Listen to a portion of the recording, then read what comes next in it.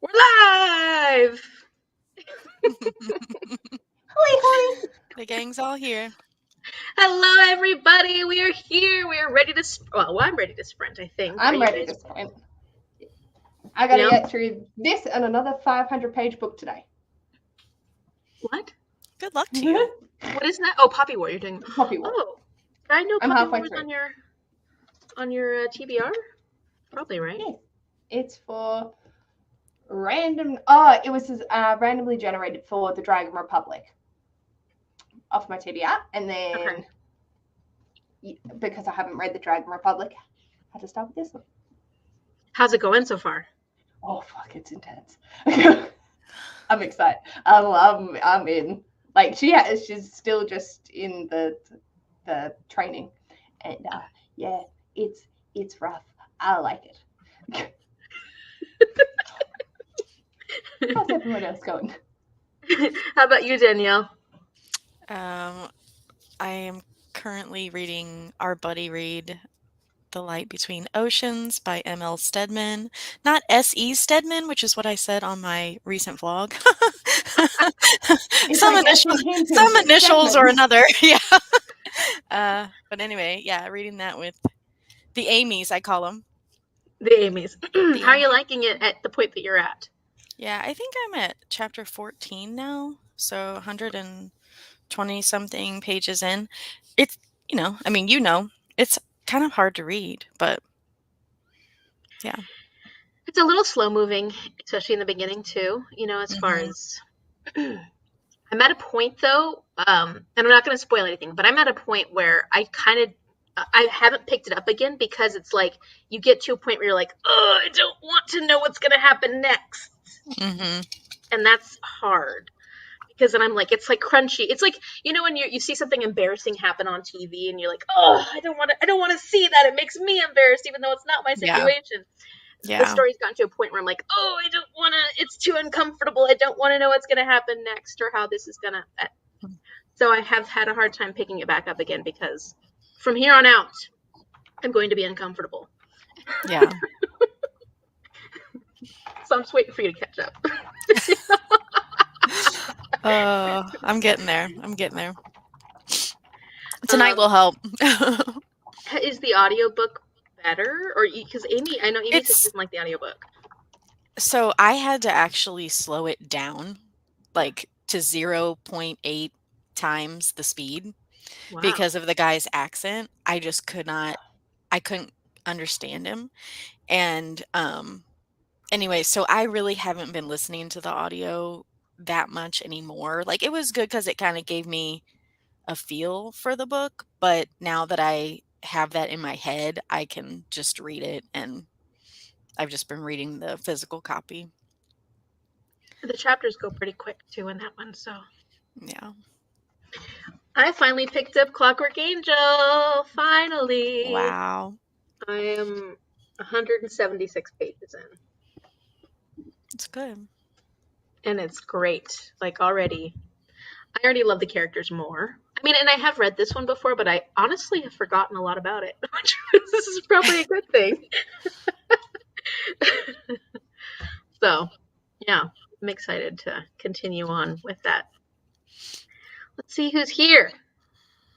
Kayla's driving, but we're back. Okay, Kayla. Hey, Martine. And we've got a Ruby. And a Bailey. So many friends here. Yes. Love it. And this image is not coming up for me, but Ruby did something. Up for me. It's a rectangle. And an Amy. And an Amber. Hey, everyone. What are you guys reading tonight? What are you guys reading? Is anybody reading City of Fallen Angels? I doubt it. Where is Jean? Jean would be reading. Oh my gosh. Where is Jean? She'll be here. Sandy would probably be reading it too. Let's see. Okay, embarrassing, but I actually lost my books. I need to start something new. Oh no! What were you reading that you lost? Was it so bad you just put it down and forgot about it? I think I'm going to start The Well of Ascension. Cool. Oh, exciting. Becca. Hey, Becca. Welcome. Oops, it's two hands making a heart. Oh, Oh, all the that's love. I love nice. it. You and I are both just like, we know. We got you, boo. I already finished. Yeah, of course you did, Martine. Of course you did. You already finished City of Fallen Angels. Not surprising at all. That's old I, news. I just watched Martine's vlog where she did Squash That series and the readathon, and she was finishing the last Clockwork book. Like, she's the only person I know that actually stuck to the reading all three of them in between. Good job, Martine. Because that sure didn't happen with me. You? And that was never going to happen with me. Yeah, and yeah. I'm reading Cult Classic. Is that a book titled Cult Classic, Ruby? Shell's driving too. Yes. Please, Phil. No, it was good. It was 7 Days in June. Ah, Oh. I've heard such good things about that one. Hopefully it shows up. Yeah. Hopefully, didn't leave it somewhere out in the wild. Yeah. The wild's a dangerous place. I'm gonna flip between On a Sunbeam. Yeah, I'd be interested to hear how you like On a Sunbeam, because I didn't like Tilly Walden's other book, the road trip one. So, did you like On a Sunbeam, Paige? Because you made it. Haven't read it, but it's on the list that I want to get to. Because I think I would like it. But it's thick. Yeah. What I can say about Tilly Walden is their artwork is incredible. Like, the artwork is stunning. The story, at least for the book that I read, not so much there. But Yeah. And Collusion by Stuart Neville.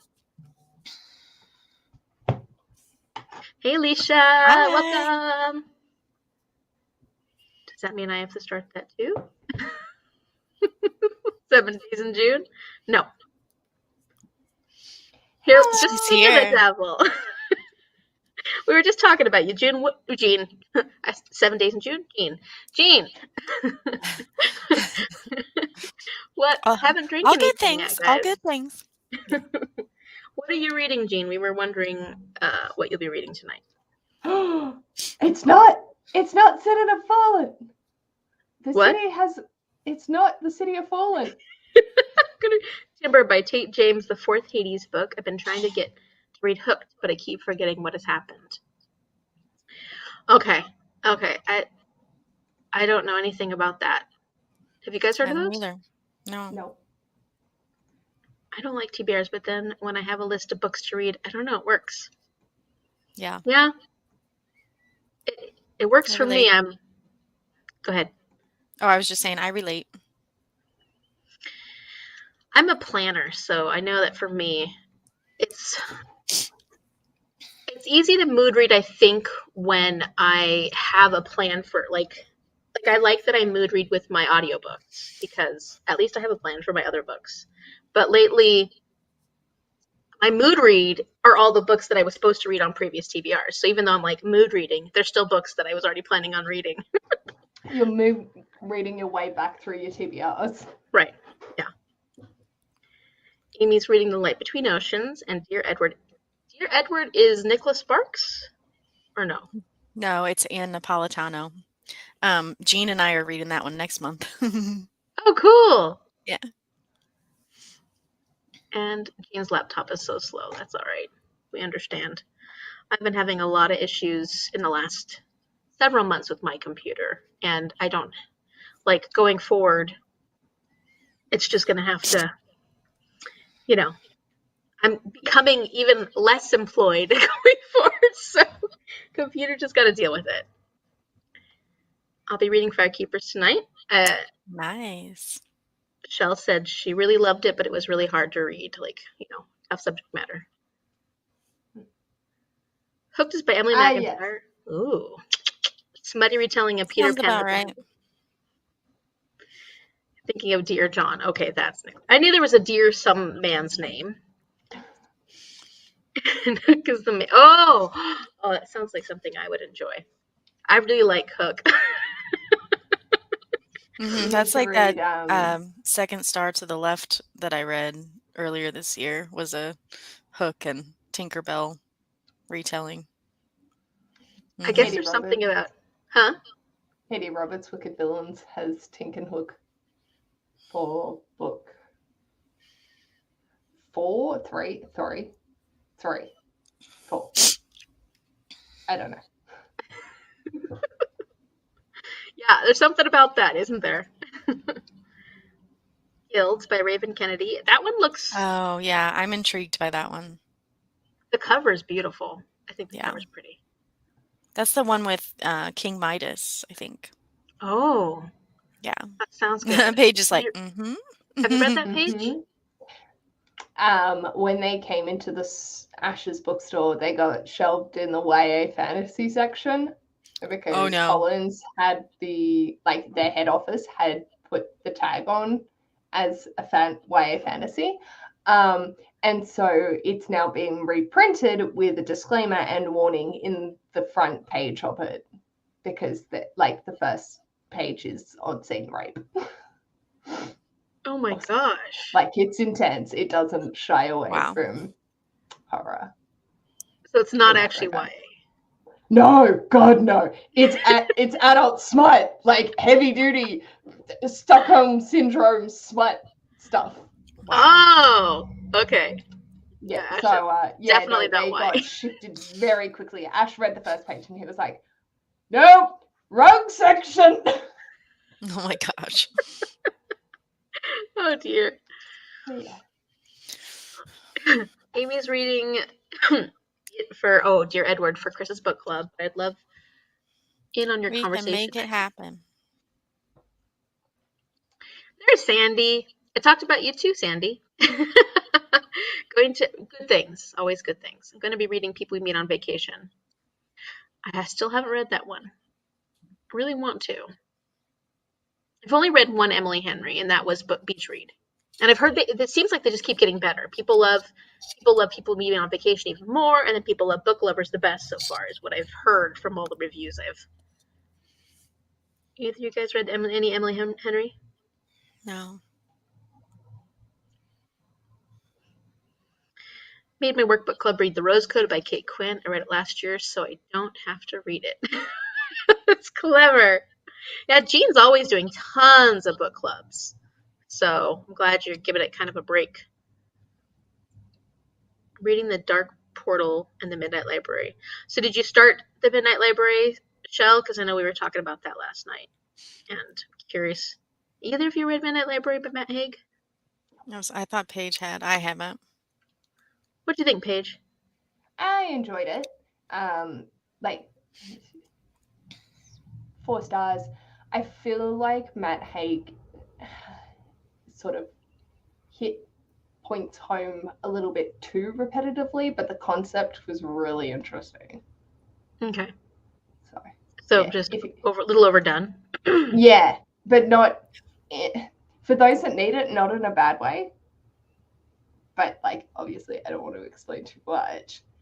But yeah, for someone that was in a good mental health spot, I felt that it hit a little too on the nose, whereas someone that might not be in the best mental health spot might actually really appreciate it.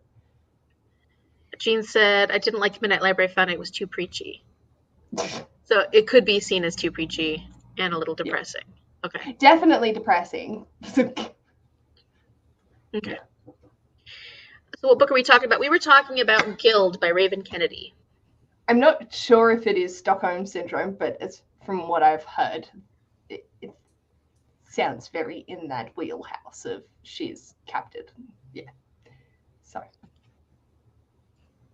And the characters in Hooked are really young. Too young?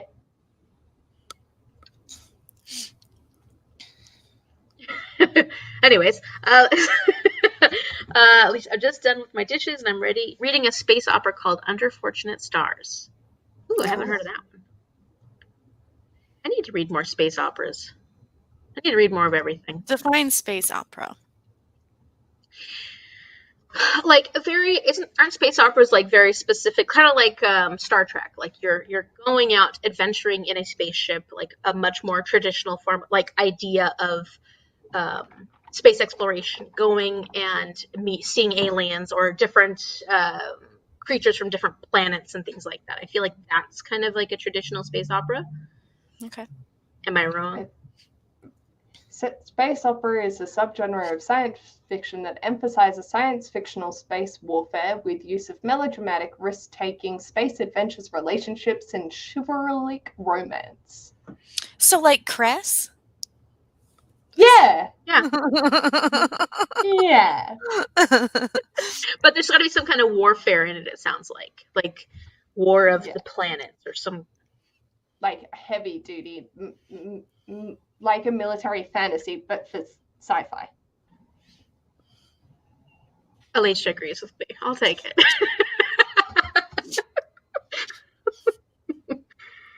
Yes. Yes.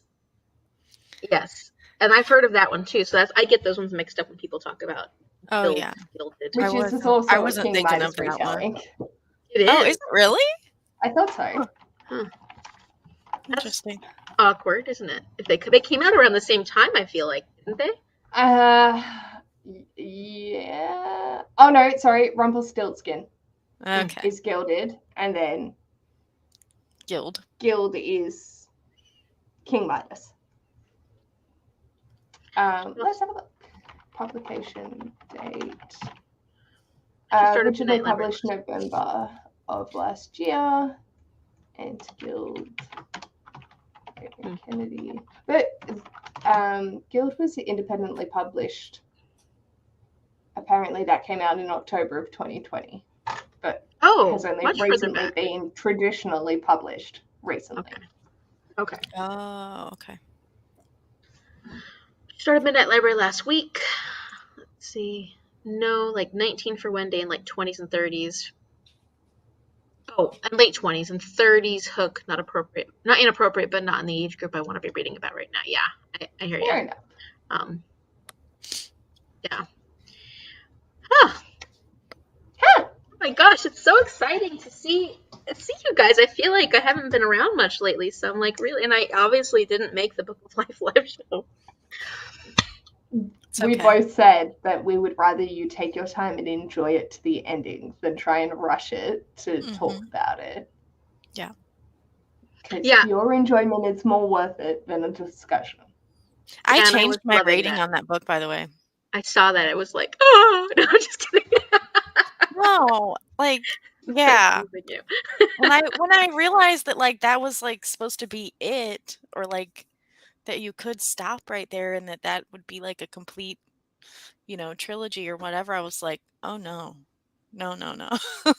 It did. In that case, it didn't give me enough, but. Right. Yeah. Yeah, you're right, because it definitely feels like you're going to get more story eventually, which is her intention, if she is feeling up for it. Yeah. True. Yeah. Bailey saw the updated rating, too. So I made, what did I make? I made a spinner wheel. A reading sprint spinner wheel. Hey! That's fun. I like that. Look at how fun that is. That is trippy. I like it. Danielle wasn't satisfied. Yeah, no, I saw. Okay, are we ready? That is so fun. Sorry, I've now got Hamilton stuck in my head. You should sing while it spins.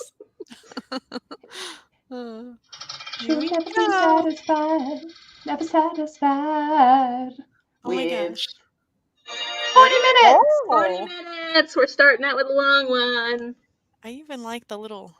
I know, isn't that cool? Hickory sound, yeah. That's great. I found it from the app I got because Stephanie from Stephanie's Book First uses it, so for all of her stuff. So then I started using it, and let me tell you how many wheels I have created. Oh my god, Amy. That's so fun. I use a wheel for everything now. I have decision fatigue. Yeah. Should I take a shower next, or should I do this next? Let me put my Oh my gosh. I mean, same, bro. What is that? Oh, see? Oh my so gosh, what's that called? Mine's different to Amy's. Mine's this one. Oh, okay. Which I use for my TBR challenges. Spin the wheel. It looks like that. Spin the wheel. Spin the wheel, spin the wheel. That's awesome. Night and day, it's spin the wheel. Yay! Yay! Everybody likes the Fun wheel. idea.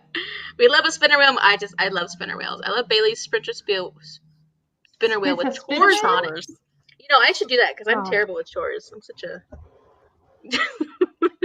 Yes. spin that wheel. I don't know if that would make it any more fun. No, but maybe it would. She's going wheel crazy. Yes, I have. I love. That's how I'm doing my magical Aurelium, actually, which is going to take me for the next several months. But I got a spinner wheel to help me pick my next book with it. So this is my magical Aurelium for conjuration, and it's become a necromancer. Let's see, beginning necromancy, and so this is a book that has necromancers in it. So it's working cool. for magical Aurelium. I had that one too. The necromancy. Which one did you choose for that? I read the Bone Garden. It was middle grade. Cute. Yeah, it was good. Yes, that's right, Martine. Why make a decision when I can spin a wheel? Sandy likes it too. Because when I start spinning, I spin the wheel all day.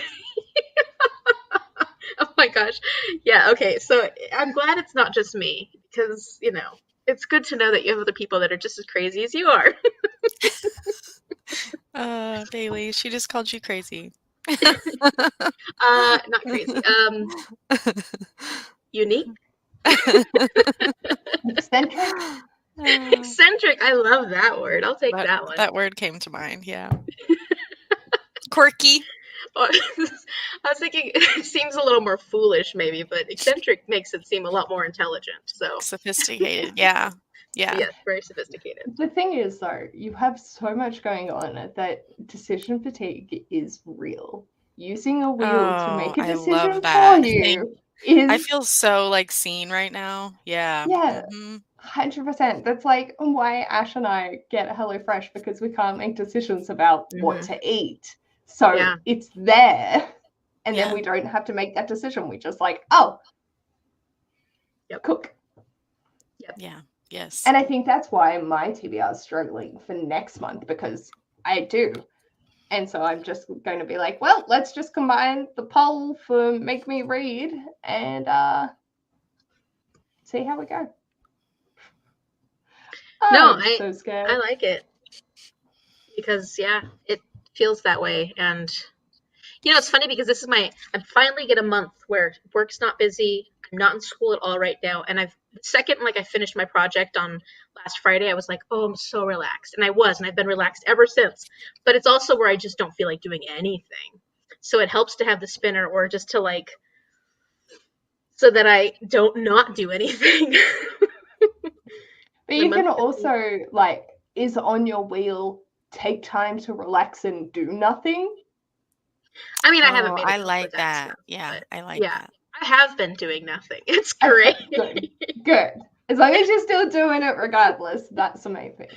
Yeah. No, and so now that I'm making content, though, I'm like, I was reading a lot for the last, I maybe had not finished a ton of books, but I was reading a lot. And it was kind of nice while I was taking that break from YouTube to just read, and just not have to worry about content. And now I'm back to making content again and editing. And I'm like, wow, making content, as wonderful as it is very time consuming. And so I'm back to not reading quite as much, as quickly getting through things as I was before. Yeah. So there's that element too. It's not bad. It's just different. Okay. We're ready? I think this is right. Is that right for 40 minutes? Yes.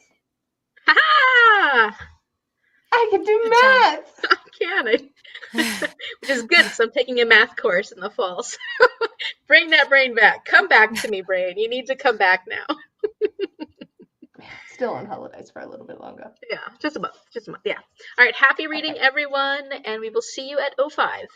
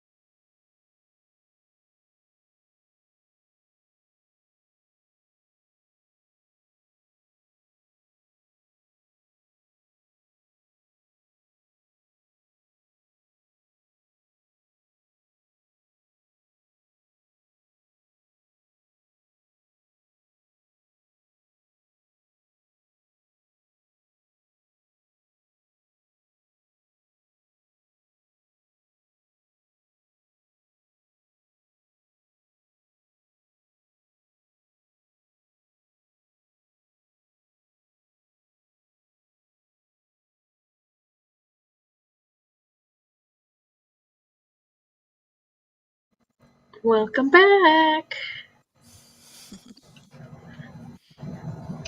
Hello. How'd it go? First reading sprint. What? Kayla said she's back. Today I finished my ebook and my audiobook, so I think I'll probably keep reading my physical book, which is Outrun the Moon by Stacey Lee. Nice. Page 16 rolls, 9 doubles. I went through the footage and looked at it. Oh, okay. I'm shooketh. And Margaret dropped in to say, hey, Teresa's here with us. Well, somebody said something.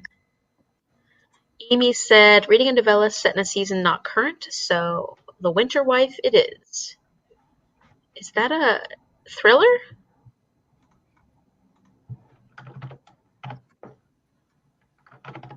How did your guys' reading go? I read about 8 pages. I didn't get much reading done. Yeah, mine went well. I finished listening to the footage that I had and figured out what the roles were for Bookoply. And then I read 38 pages whilst I hung out a load of washing. Nice. So productive. I read about 16 pages and then chatted with people in the comments. So, I get distracted easily. Jenny says, hi, Jenny, welcome. Glad you're here. Hello, Martine got 52 pages of collusion. But getting sleepy. Yeah, it's 9 o'clock there, right? Mom read 43 pages and I ate a leftover burrito bowl. Ooh, that sounds good. Honestly, you won that. I don't know how many pages, but this book has taken a turn, which thank God, because I was getting bored. Well, that's good then. Naomi's here. Haven't started my book, but we'll be on the next sprint. What are you going to be reading, Naomi? This book didn't start on page 1, which is so annoying, but I read the first 2 chapters. Awesome. Shell just got home, so she'll be read in the next sprint. Read a few pages of The Elder Race, trying to squeeze in one more book before the end of the month. Nice. Yeah, I'd like to squeeze in a few, but I doubt that's going to happen. I can't believe the end of the month is like right around the corner. I recently heard Babel favorably compared to Puppy War and the latter, but not the former. Wah, wah. Babel is my most anticipated book, and I don't have it, and I didn't pre-order it, and I'm really sad because it is the book that I'm most excited to read. Just sounds like a book that I will love, knowing my taste. What is it about? Because I just saw it on Clumsy Charlotte's Bookoplathon TBR, and she was all excited about it, but I don't exactly know what it's about. So it's dark academia, but it has a lot to do with colonialism in academia in the UK. I think it's set in the UK, and it's got a lot of strong. So it reminds me of Deborah Harkness in the sense that R.F. Kuang is a historian and an academic, and so there's a lot of elements to it that are going to be super academic, kind of the way that we felt that the All Souls series was. And so it just sounds like something I would love, and I don't know, it just the vibes I'm getting from all the people and everybody's been talking about it and really have been loving it. So I haven't heard too many bad reviews of the people who've been able to read it, as a proof, or as a arc. So I don't know. I'm like, I can't really, I shouldn't be buying any more books right now, but I really want that one. I want that one. That's right. So yeah. Well, and of course it's favorably compared to Puppy War because it's written by the same author, so makes sense. Reading Enola Holmes, got to chapter 5. Hello, welcome, Sherry. Hi, Sherry. That Naomi was reading a lot of Enola Holmes. Ooh, Illusion by whom? I got distracted by my Big Bang Theory rewatch. I will read the next sprint. Yes. I have been trying to convince Mark that he needs to watch Big Bang Theory because he has never seen it, and I freaking love it. And yes, this is like another me and Amy, we tend to have a lot of like the same taste. That's funny. Okay, so the novella is a historical romance by Anna Campbell. Sounds good. Historical romance. That's, especially in novella form, that's fun. Stuart Neville is who wrote Conclusion. Sandy read 39 pages, enjoying it so far. It's my first Emily Henry book. Yeah, I like Emily Henry based off the one book I read. Nice. Sounds so good. The Franchise Affair by Josephine Tey. It's a golden age mystery, and I want to read more by Tey. Yeah, that sounds like fun. I think I remember you talking about that one, Naomi. Margaret's read a couple. My ebook, Cold for Babel, should be coming to me in 5 weeks. I'm so excited I got on the list right away. Nice. Yeah, I have to do something. Because, I'm so good about getting through all the books that I buy. Yeah. Finish a chapter, but I also got sucked into Instagram. That's a dangerous game. Are you talking about Babel? Sorry, I missed the beginning. Yes, we're talking about Babel. Shell's afraid to read it after the Poppy Wars. Did she not like Poppy War?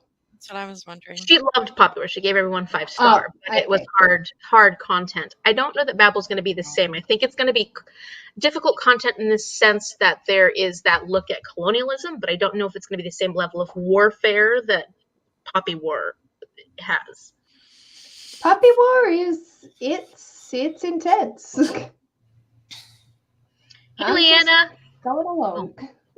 You just and I heard Shell said that it gets darker and darker. So like the Dragon Republic's darker than Poppy War, and then the one after that they're all very, very dark. I mean, it's grim dark fantasy. Like that is what you expect with those types. Yeah. Ramona Quimby series. Oh, how cute. Reread. I'll probably donate my set as they aren't holding up for me as an adult. That seems to happen. I would like to go back and read like the Babysitter's Club, and I really loved like Sweet Valley High and Girl Talk, but also I'm sure those will not hold up.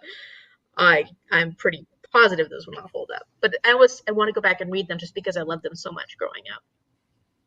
Are there any that you guys have a desire to do? I would be interested in the Babysitter's Club ones. But see, like I'm doing more YA with like The Beautiful Dead by Ada McGuire, and Angus Songs of Full Frontal Snugging, those ones rather than like younger. Mm-hmm. But, Max Remy Super Spy would be one. There's like 10 of those. I don't think they'll hold up. They'd be fun. I always wanted to be a Spolly. I have that Angus Thong one, that series. I got them from subscriber Brittany, and at some point I'm going to try and read those, but I've never read them before. I had read the first one, and then I reread the first one about 3 years ago,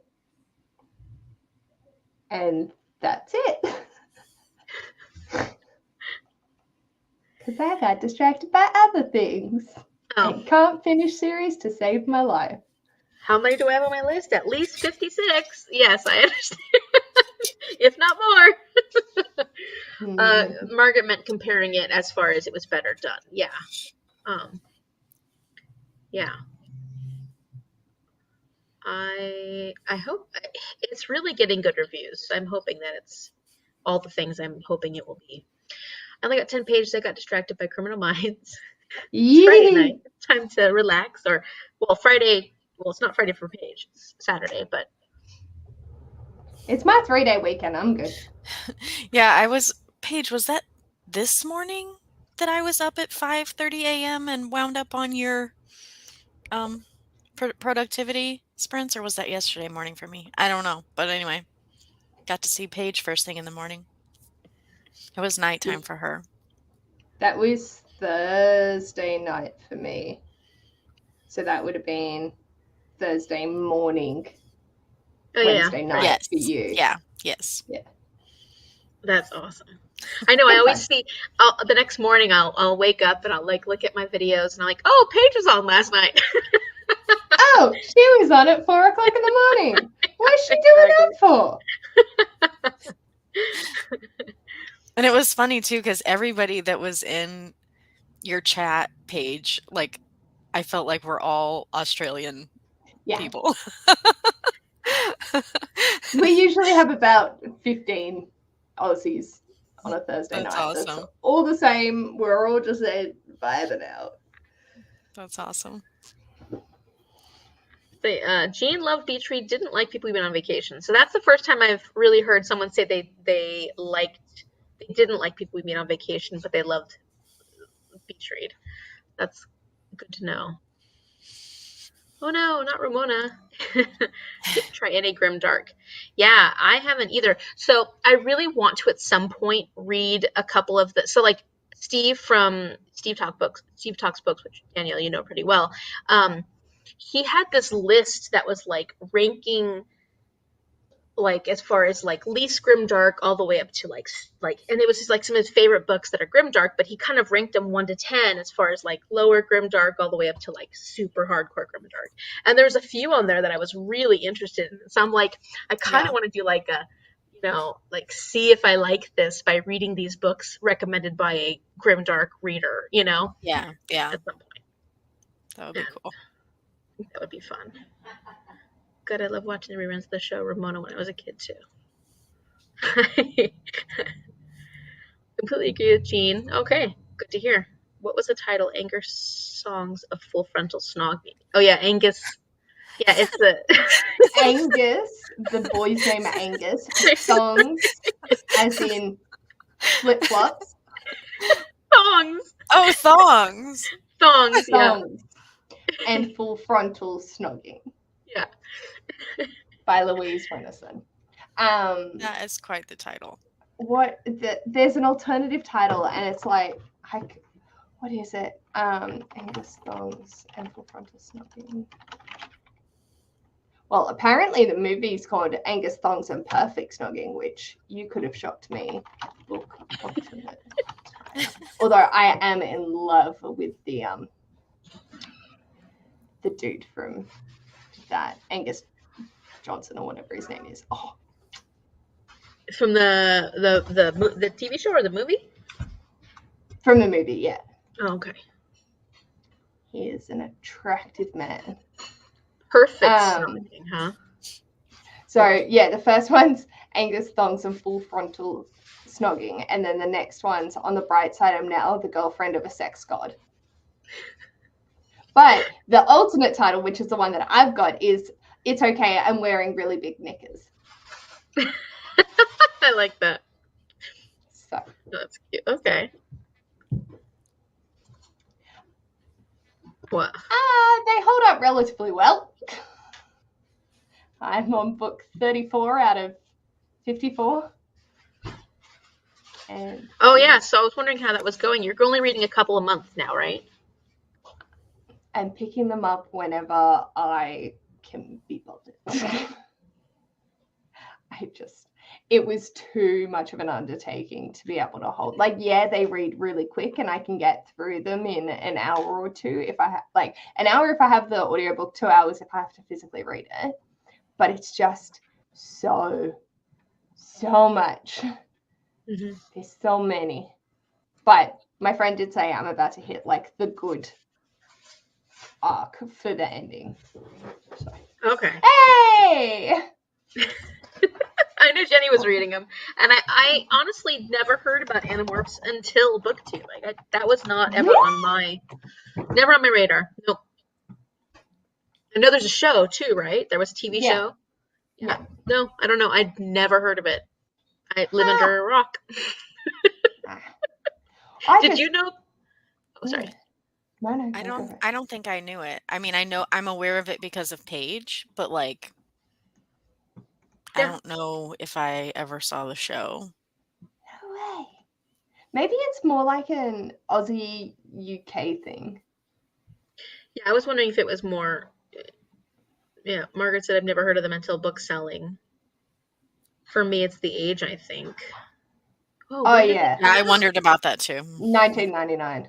Not gonna. Oh, yeah, so that's older than. We were like, Well, almost 1996, 1 a month until wherever we get up to. Jenny has the VHS tapes of Ah! the oh TV nice. show. That's amazing. Let's see. Oh. Margaret said, I'm not understanding the common placement in the title at all. The Angus thongs and full frontal snogging. Is there a comma placement? There's Angus, comma, thongs, comma. Oh, Angus thongs and full frontal snogging. Mm. Right, that makes sense because like Angus, who's Angus though? The cat. Oh, the cat. And So thongs or something. It's basically not a serial comma. Is that what they call it? Yeah. Oh, Yeah. Like there would be one after is there no thongs, comma after typically. thongs? Yeah, that's what I'm saying. because thongs No, is that makes something. sense. It's not an Oxford comma. That's what it's called. Why did I say cereal? Anyway, yeah. There's just no Oxford comma. Like, Okay. yeah. Yeah. Erin, hi, Erin. Just jumping in with Oxford comma. Bless Look her. at you. Yeah, she's very amazing. good. Jean's a Sweet Valley High girl too. Hey, Jean, you and I. See, maybe that is an age thing because I never got into that. I attempted to get into the Babysitters Club, but just wasn't my fan. But we didn't have Sweet Valley High where I was. Mm-hmm. I already know that Goosebumps books aren't holding up for me anymore. Fair. I never haven't read been- them, so I've read a couple, but I don't think I read a ton of those when I was younger. I think I was kind of scared, but not scared by them, but just like I was like, I'll just stick with my Sweet Valley High and Girl Talk and Babysitter's Club. I don't need to read these creepy ones. And I was petrified of them and didn't go near them with a 20-foot pole. I just was afraid I wouldn't sleep. Like I could handle them during the day. They weren't as scary as I thought they were going to be. But then, like knowing that I had to sleep that night. But Danielle, you didn't like that one at all. No, and the last, I don't know because I listened to Camp Red Moon on Audible like within the past few years, and which is like I think a newer R.L. Stein one, and I didn't like that either. So I'm just like I think I'm just over it. I don't know. I mean, I could try like some of the Fear Street stuff and see because I read some of those too, but yeah, the Goosebumps ones. No. Nope. Jean also liked Choose Your Own Adventure. Those were always fun. I don't think I ever read those continuously, though. Maybe like I read one or two in my time as a child. I like them as adults. Have you read a lot of them? I've read a couple, yeah. They're just really fun. Well, you know that Marissa Meyer put out a Choose Your Own Adventure style one that was part of the our series that we read. Yet, but I haven't either. But I was curious about that one. I wanted to pick it up right away when we finished our series read, and hasn't happened. After 8 p.m., so I have to go to sleep. Talk soon. Good night, Bailey. Good night, Bailey. They were a huge Scholastic Book Fair. Yeah, I love the Scholastic Book Fair, but I don't remember the Animorphs at all. But man, I signed up for. I think we were older because Paige said like 1996, so that would have been a little bit beyond when we're already doing other things. I signed up for. There was something that came up at some point that said, like, are you interested in adult Scholastic Book Fair? Sign up for this and we'll let you know when we have one. And it was Penguin Random House because they were like, we're thinking about putting one together again, but they've never done that. Now they just get 20 million emails from them. It was clever marketing, I guess. Well, I was like, that would be amazing. Yeah. Yeah. Yes. I don't know what made it so special now, because now we can just go to bookstores, though. Don't matter. There's something about a book fair. Oh, all the posters and all the, like, you remember the little pencils with, like, it just had the lead and the little white thing, and then you took it out, and then you put it back in the top, and then it was a new one, and, like, all the bookmarks and just, oh my gosh. No, it wasn't just about the books. Come on. I loved the booklet because I would like circle the books I wanted to get. Oh, yeah, that's fun. Anticipating the Scholastic Fair. I'd be like, oh my gosh, this one sounds good. Oh my gosh, I want to get that one.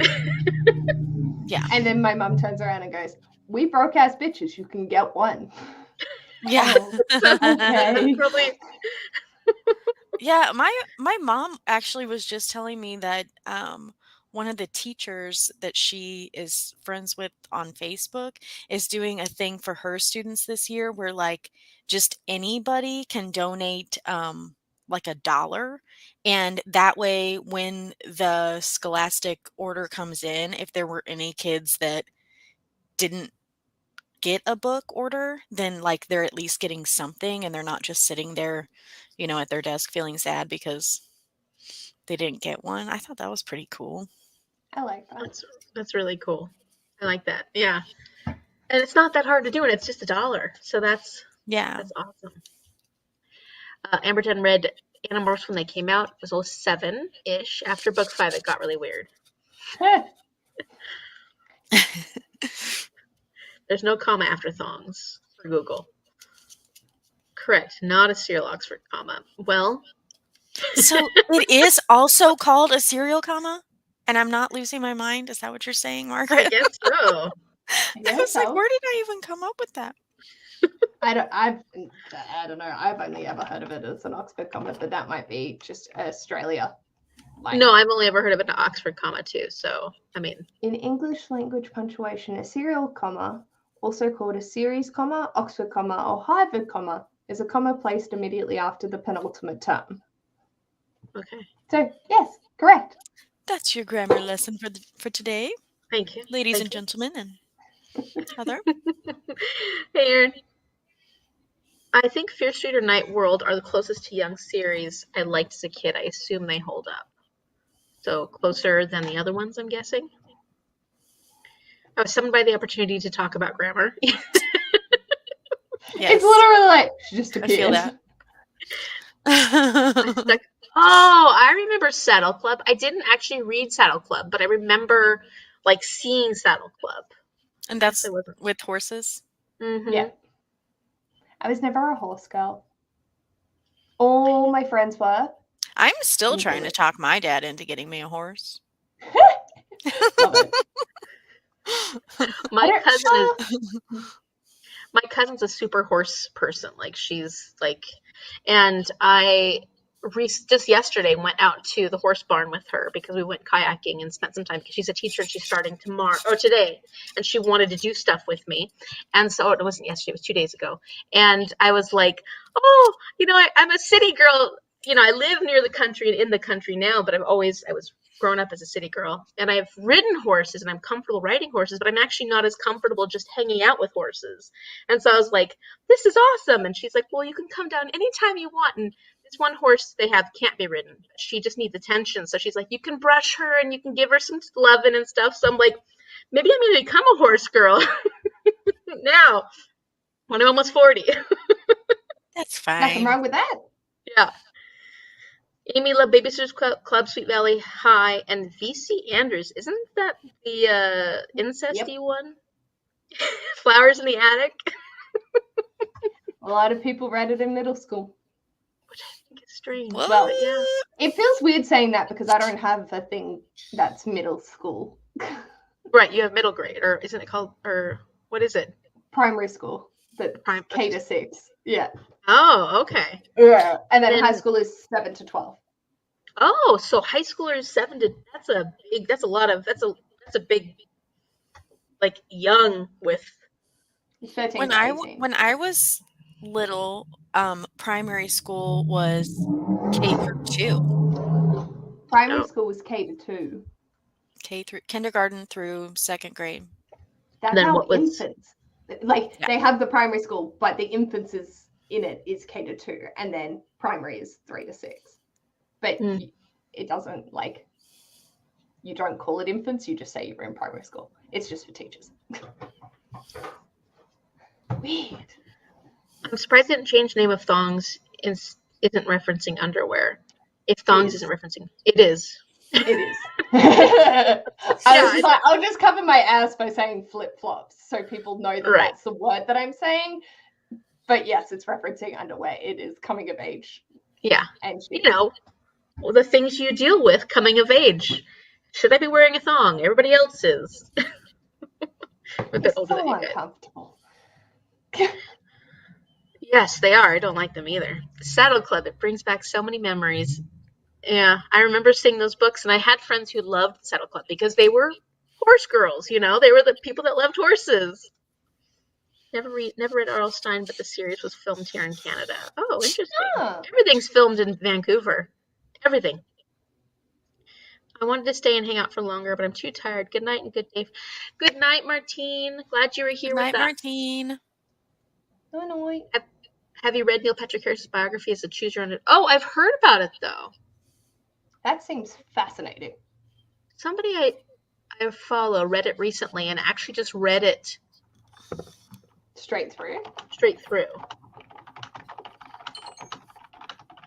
I'm scared to read Goosebumps now as an adult because I don't want my nostalgia ruined. Yeah, don't do it. Oh, yeah. Do it. I support that decision. 100%. Soulless manipulative marketing. Yeah. Catalog. I know, isn't that terrible? Because it's a lot less, but there's something great about it. Every year for the Scholastic Book Fair, I got Amelia's Notebook. It is a fun series. Oh, that is one I've heard really good things about.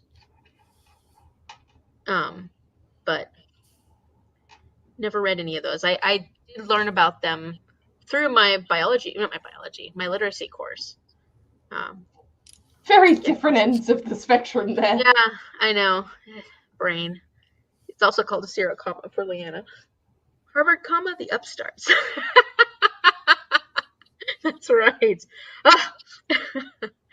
Yes, someone else who knows about it. I've heard of it. I just never read it.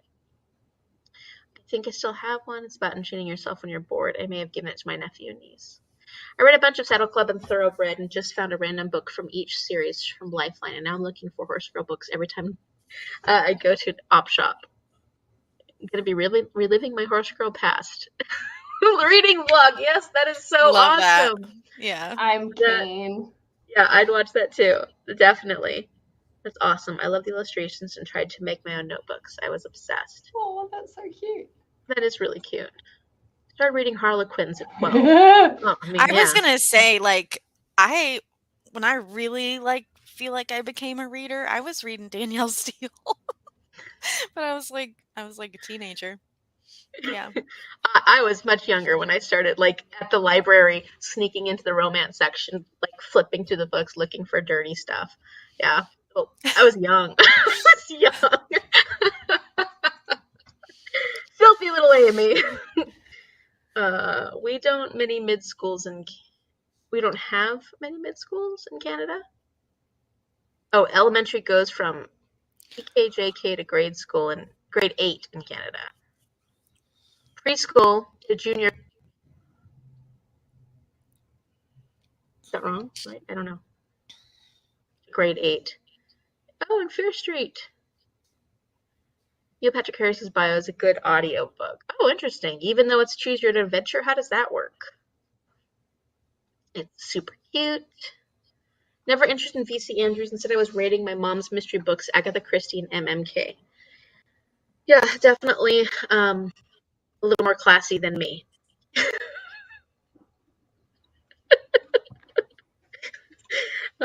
Me too. A little younger. It was all I had, but I'd skipped the sex scenes, LOL, for a few years at least. That makes one of us. I think Danielle Steele writes to that 6th grade average RL. So you're not wrong. Reading level, thank you. So you're not wrong, except for, certain euphemisms. We don't have many middle schools in Canada. Okay. Yep, switch from My Mom's Mysteries to Harlequin Romance and Danielle Steele. I never read Danielle Steele, actually. Neither. I don't think I've read one Danielle That's Steele my novel. namesake, dude. Is it really? Yeah. Oh, I didn't know that. Yeah, but I got to the point where I quit reading her because I don't know if she had like a format or like I just always knew what was going to happen, you know? So Mm-hmm. I was like, okay, I'm done. The formula was strong. Yeah, yes. I was reading Mary Higgins Clark was my go-to mystery in high school. And Zoya was my favorite Danielle Steele. I've never read any Zoya. Danielle Steele. You did? I don't think I did. I don't think that was one I read. I've heard of that one. Okay, let's see. Oh, now the speed. Oh, it's happening. It's happening. Paige, you're awesome. Oh, 35 minutes. 35. Let's see. That's right, Mary Higgins Clark. We listened to her mysteries on audio while driving with the family, and I had my fill from that. Was enough. Let's see. Okay, so that puts us at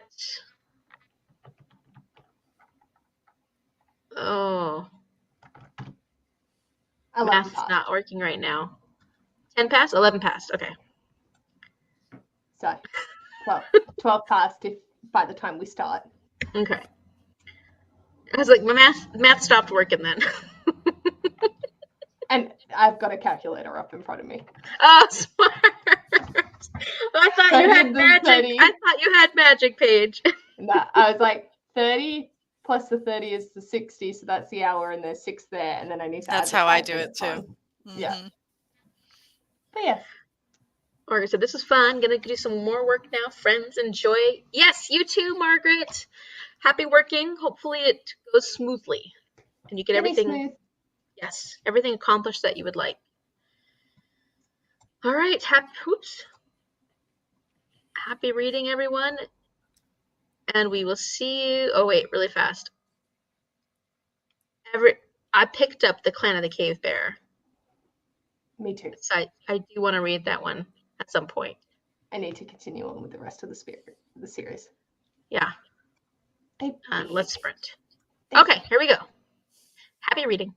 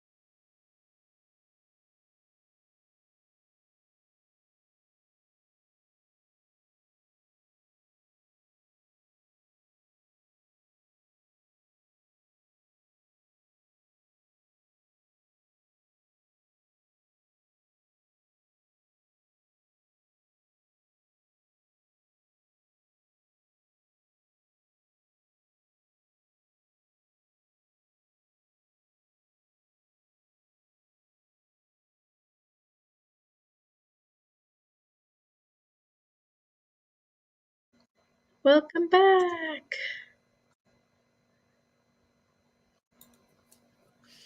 I made it to chapter 17. Yay! So I'm to the part where, like, I'm not going to spoil anything, but we've learned about the existence of the person having to do with Lucy. And yeah, and I'm just going back through and listening to your voice memos in the Instagram chat because I hadn't gotten to listen to those yet because I was trying not to spoil myself. Yeah. Yeah, that's where it starts. I mean, you start like, oh, this is getting complicated. I mean, it's always been complicated, but like the reality of it starts setting in. Yeah, I mean, I don't know. I think I'm on Tom's side, honestly. Like, I think Isabel's off her rocker. Like, I don't know if that's wrong thinking, but that's kind of where I'm at right now. Yeah, I mean, it's interesting because it's all the light between oceans. Like that's what Danielle's talking about. Like it's all a question about morality, and in this case, in this story, morality is a very tricky thing. It's a situation where good and It, bad is not it's like clear cut. morality versus loyalty is what this battle is like. Well, and the loyalty of marriage. It's Yeah. sanctity of marriage and the loyalty Yeah, in that that's what I'm relationship. saying. That's what I'm saying. Yeah. Oh yeah. Yeah. That's why it gets so tricky because it's not a clear cut answer. I mean, I know I like you agree with Tom, but it's not an easy. Amy has 32 pages left. That's awesome. Good job. So close. 40 pages down. Good job, Shelly Belly. 15% done. Good job, Amber. Read 30 pages. My mom finished her book, and now she switched to the Poppy Wars. She is 125 pages into that. Aha! Awesome. How far are you, Paige? 353 pages. So you're close to like you're nearing the end. Well, at least three-quarters of the way through. Yeah. I got less than 200 pages to go. Nice. I read about 20 pages. Not quite halfway. But this reads so quickly. Like, and you know, I guess that's what I like about Cassandra Clare is that like once you get into it, it just goes so quickly. And then like this one, I think we're not quite at the action part of it yet, but I feel like I'm more interested in this story at this point in the first book than City of Bones, the first book.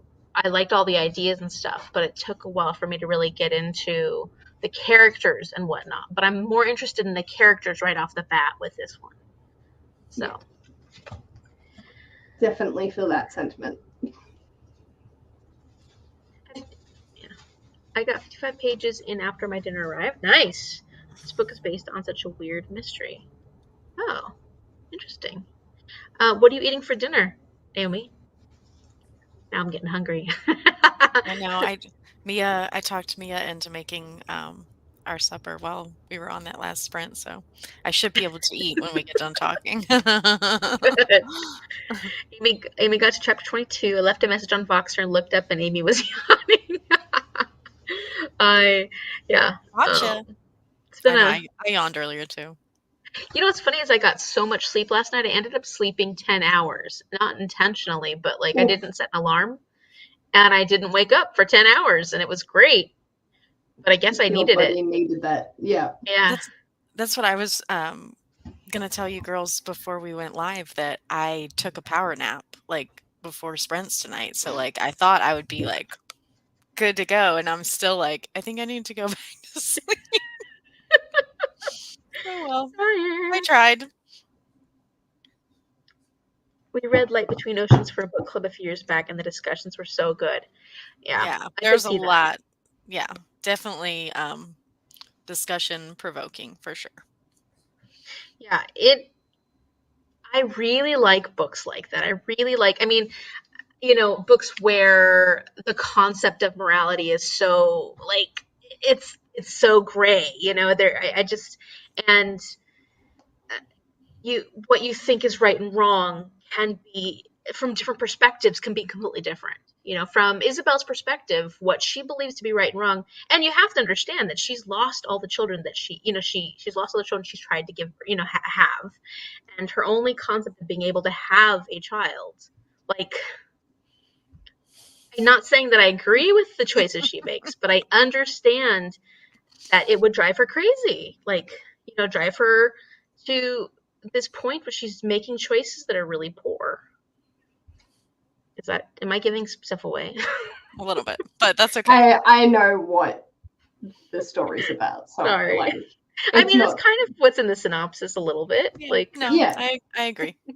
No, I don't think you're spoiling. I just am noting because I also know what you're talking about, even though I haven't read it. I just want to be like, blah, blah, blah, blah, blah, blah, blah. I know. Sorry. This is not a live show for the Light Between Oceans. I may or may not have mentioned Amy's yawn message. Oh, great. I'm looking forward to listening to that, Amy. Kelly O'Brien's Pachos. Ooh, the crisscross fries and Emerald Isle sauce was perfect for Pachos. So, like, potato nachos? Oh my gosh, that sounds amazing. That sounds amazing. I Yeah, would eat it does. that. Yeah. Emerald Isle sauce. What is that? I've never heard of such a thing. Are crisscrossed fries the same thing as waffle fries? Yeah. Okay. Yeah. Making myself hungry. Yeah. Did I mention I got an air fryer for my birthday? Oh, that's I really awesome. like that thing. I really like it a lot. Yep. Aren't they? I mean, they're really fun. And yeah, really they're handy. They're great for reheating French fries. Like, when you get French fries at different restaurants, they're always, French fries are always terrible the next day, but in an air fryer, they're not. Agree. Isn't The Light Between Oceans with Michael Fassbender? I know it's a movie. Yeah, I know it's a movie too, but I don't know who the actor is. Yes. It is. I'm pretty sure it's Michael Fassbender. I got McDonald's and read another chapter. Oh, yeah, that sounds. Sounds. I'm trying to be good because I'm going to donate plasma tomorrow, so I have to. No, low fat. Darn it. Yeah, I didn't like the scale at the doctor's office the other day. No Mickey D's for me for a while. Stay away from that scale. That's dangerous. Yeah. And well, they're going to do a physical tomorrow because it's been a while. It's been over a year since I've gotten a physical for the plasma donation, and it's been a long time since I've been in there. So I'm like, oh, I can't wait to stand on that scale and be like, Yeah. Michael Fassbender was my 17, 20-year-old me special interest, and I love him. I need to just look that up real quick. I think I remember what he looks like. Let me look him up too. Michael. Well, if it's the guy that's on the audiobook thing. He's super hot. Yep. Okay. I think. Oh. Okay. That's one good-looking dude. Yep. We can appreciate. Well, that's. Oh, and who plays the female character in that? Isabel. No, don't know that one. Let's see. The Light Between Oceans film. Alicia Vikander. Oh, I don't know her. House. Oh, Rachel Weisz plays Hannah. Oh my. Oh yeah, that's who. I had a face in here, and I was like, who is the person that I'm thinking of? Because I don't think she's the main chick. And then she was also in Tomb Raider. Alicia? Or yes. Oh, yeah. I guess. I currently have a scale that yells my weight at me. I have to do it first thing every morning to make sure my weight doesn't change and it's strong. I think I remember you saying that on Paige's sprints the other morning. Yep. Why would you do that to awful. yourself? That's awful. medically, yeah,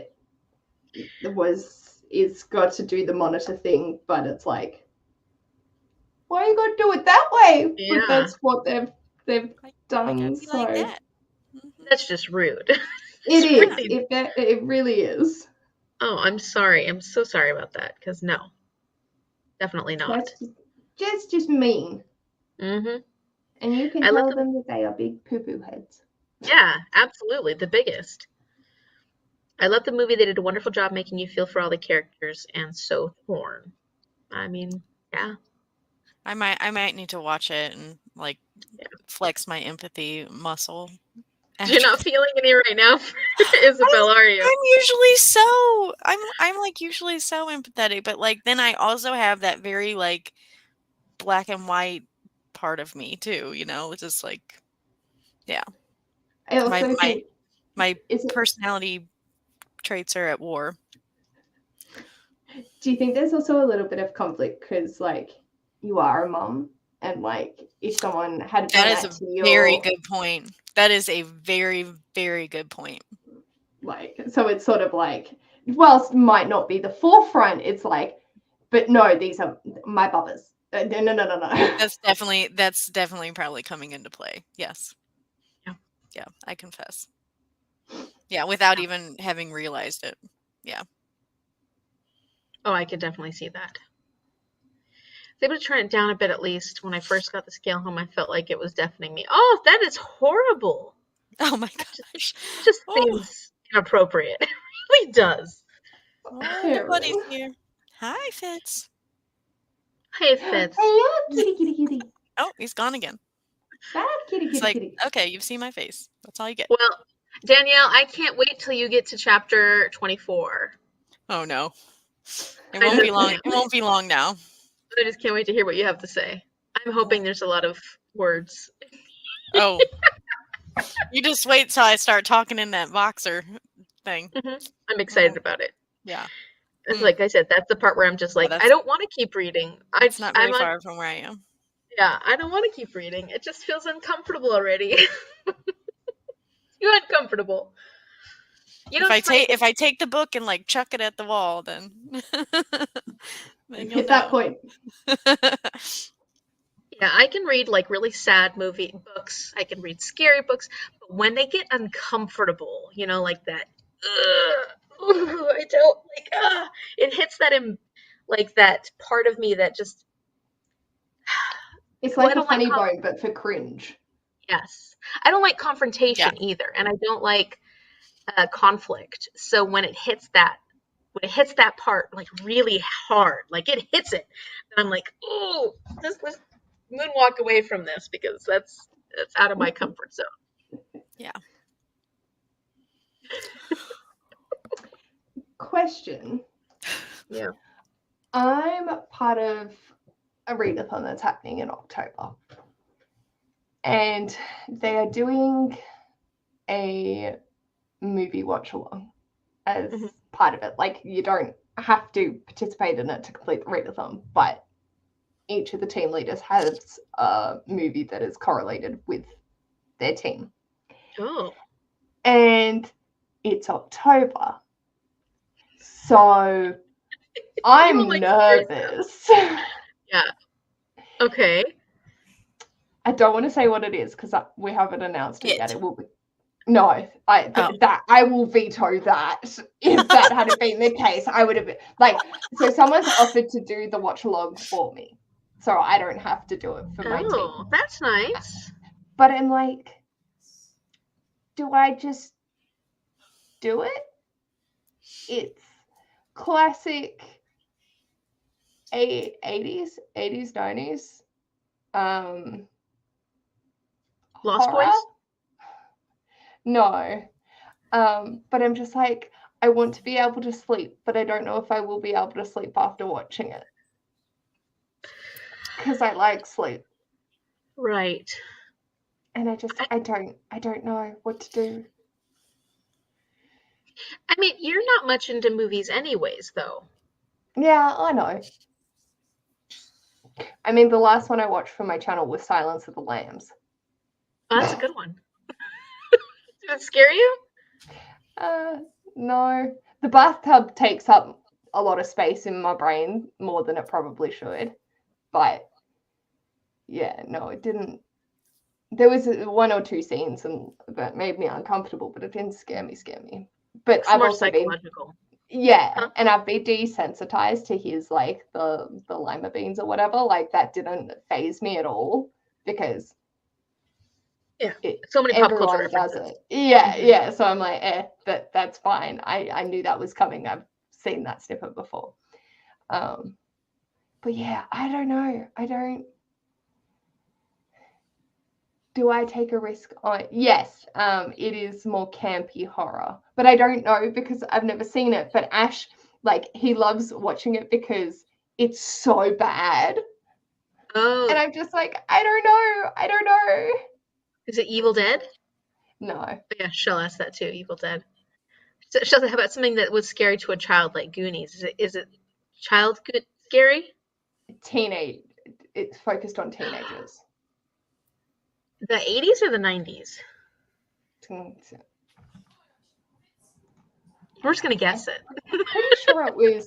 That's not a I know bad what you did idea. last summer. Oh no, it is 80s. It was Oh, 80s. 80s. Okay, watch it Yeah, without see, that's the sound. thing. I I like don't that. know if the soundtrack's gonna, because I don't know if it is like that creepy. No, it's not Killer Clowns. Children of the Corn. Was that 80s? I don't know what our 80s Do thriller. you know what horror. it is, Danielle? No, I'm like Children of the Corn. That's not camp It's not. vibes, is it? No, I can't. I'm not guessing it. I don't know No, what you it said is. campy, but not camp. But I don't know if it is campy or not. Wasn't I Ooh. know you I've did heard last that. summer 90s? Why are you laughing at me? Sorry, I didn't mean to cut you off. No, but it's 80s, but there have been more leading into the 90s. Hellraiser, I don't know. A Nightmare on I Elm have Street. seen the new Fright Night, and that was petrifying with Tony Collette. Why? Why? Ooh, Gremlins. No, not that one. But that I don't think I could go near Gremlins. I think I would be.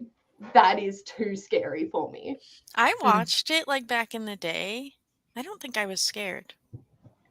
I don't think I was I scared. got scared by Harry Potter as a teenager. Like Oh, my level is not high. I understand. Yeah. E.T. I used to watch E.T. Yeah. Oh, that Apparently, scared me. That scared me. what? Leprechaun scared me. A scary Leprechaun little. scared me. Yeah. Scared me. Apparently, Scared me. Scared me. I was in like so. 5th grade when I watched it though. Oh yeah, Leprechaun. Mm-hmm. I Mm-hmm. don't know if I ever watched it. And I Oh, got really guys, it scared looks watching this one horrible. Ouija board movie too. But again, I was Oh, pretty young. yeah.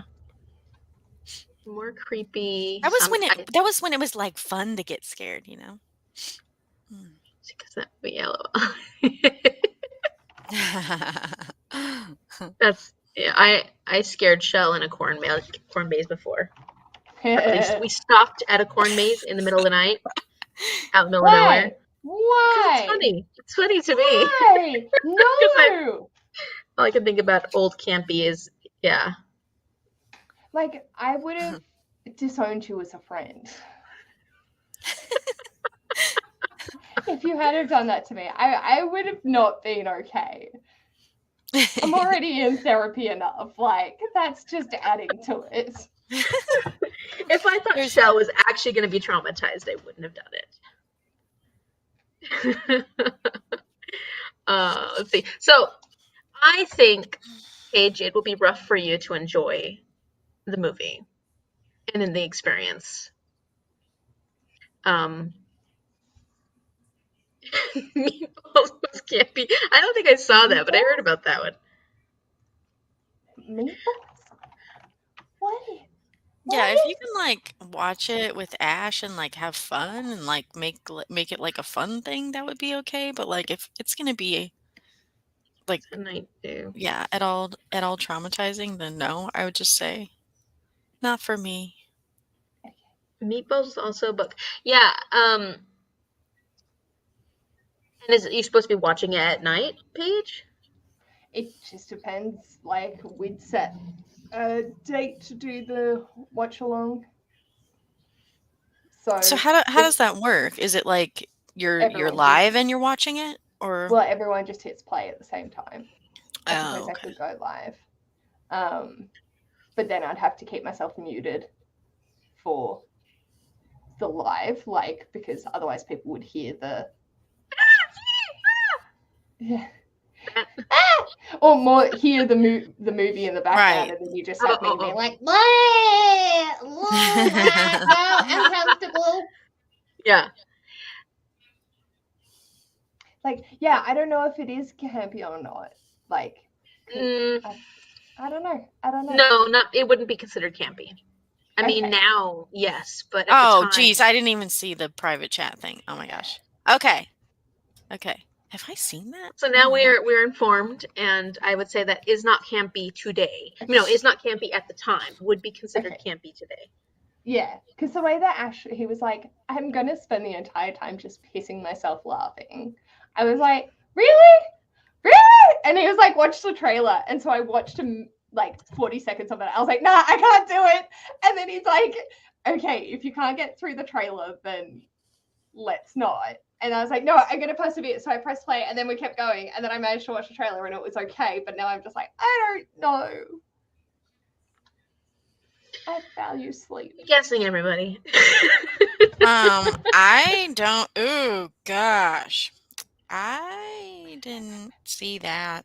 I didn't see it either, but I know that at the time it wasn't considered. You know, it was a genuine horror film. Horror. So, okay.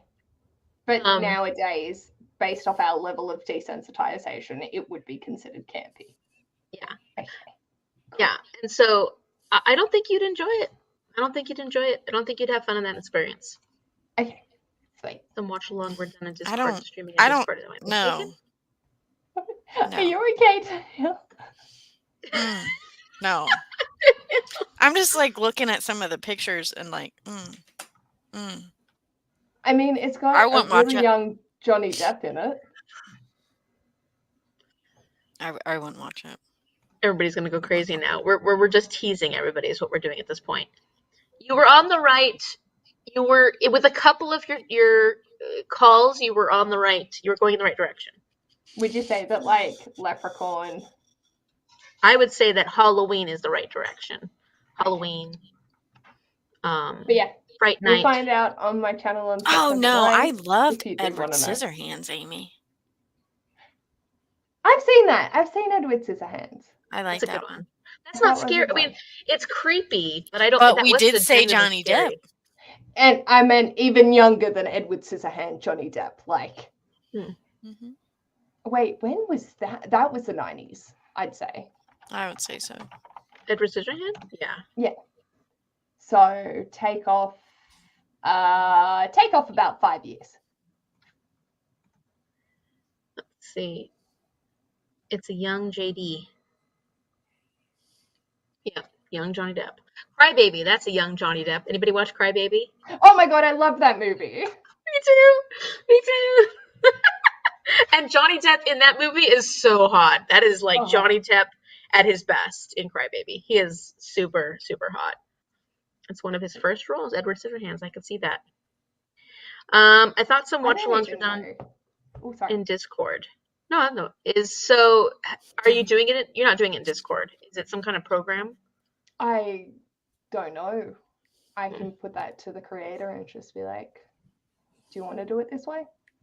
I know there's programs that actually do watch-alongs where... Yeah. Like, Shell was showing me... Sorry. You can do a party watch on, like, Netflix and stuff. That's it. Yeah. Yeah. But they weren't completely in sync. It was funny because we were having some issues with our laptops and the volume. And so we were like, the thing that worked the best was Mom's iPad. But then, of course, the quality was best on Shell's or my laptop. So we were getting all three So the sound was off by just a split second, but it was enough that it was really awkward. Oh no! It was funny. We're having problems. Yes, cry baby, cry baby. I haven't seen that one. I just had to look it up. I was like, what is that? It's like campy. It was like a spoof off of like Grease. Like it was That would basically explain the like hairdo. making fun of Grease and those kind of movies. Oh, okay. No, the horror movie you're talking about is his first role. Mm. Yeah. Oh. Mm. You just do this.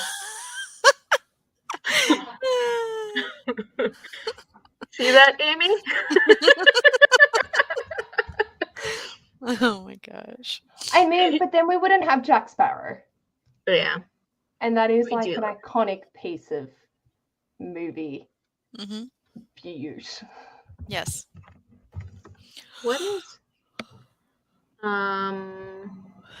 it's a John Waters movie. Cry baby. Oh, Hairspray. Okay, got it. Hairspray, Pink Flamingos, Cry Baby, Female Trouble. I only know Hairspray and Cry Baby. I don't know all those other ones.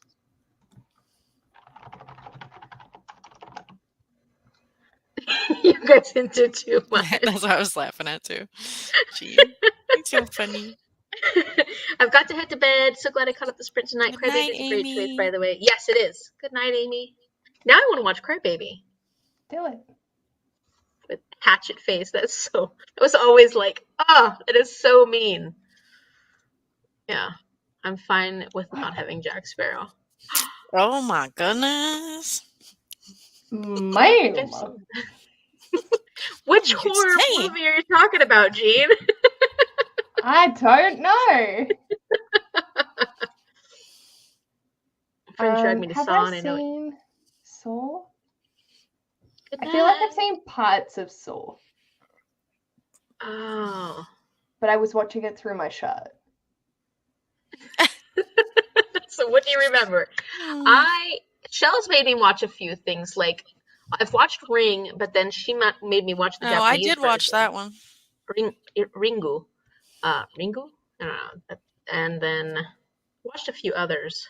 Yeah, Ring was creepy, wasn't it? It's been a while since I saw it, but yeah, I remember it being pretty creepy. I think I remember liking I Know What You Did Last Summer, because, I was like probably a teenager at that point. I think I did too. Yeah. I've missed out on a cultural awakening. Yes! The other one I love too? Urban Legends, because I loved Joshua Jackson because of, he was Pacey in... Oh yeah, we just saw him on something on HBO, but I can't remember what the show was called now. In Dawson's Creek, he was Pacey, yeah. Oh, Joshua! I had such a thing for Joshua Jackson back then. That's so funny. See, I didn't. What? Oh, okay, I got him. Yeah, Crybaby was such a fun one. That's definitely to be revisited. Loved Ringu. Yeah.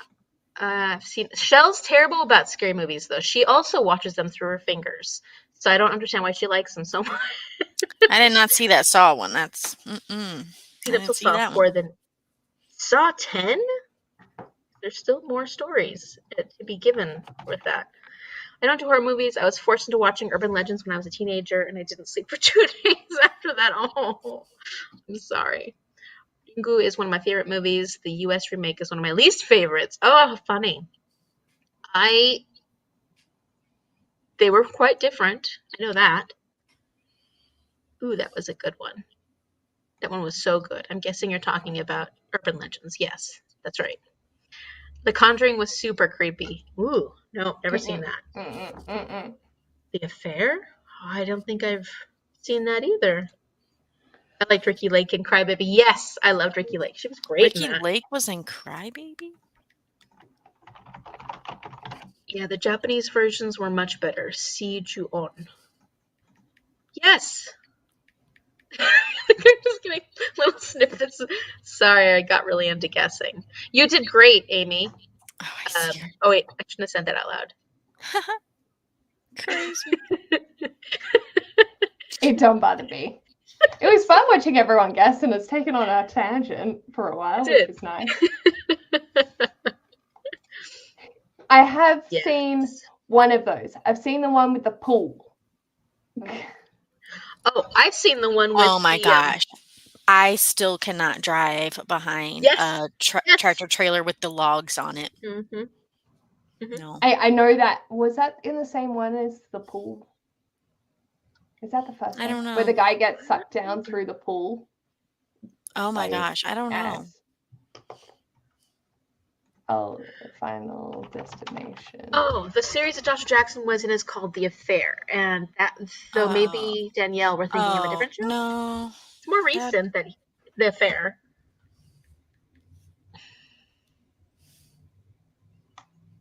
Final Destination. Pool. I am concerned.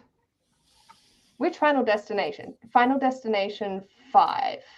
No? Which Final Destination has the log trucks? It comes up as when you put it on. Final Destination 2 has the log trucks. Okay. I've watched that one.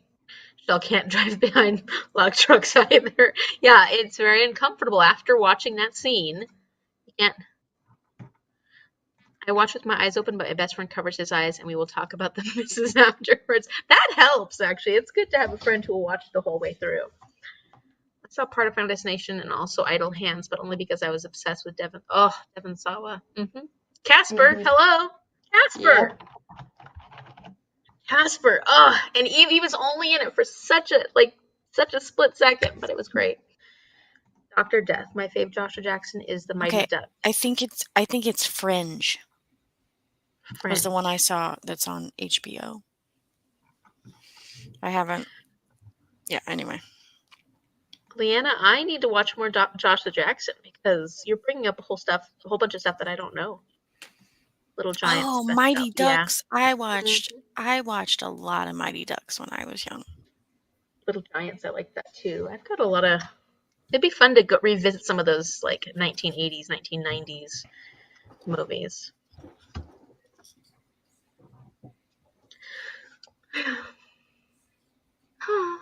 Okay. Sigh.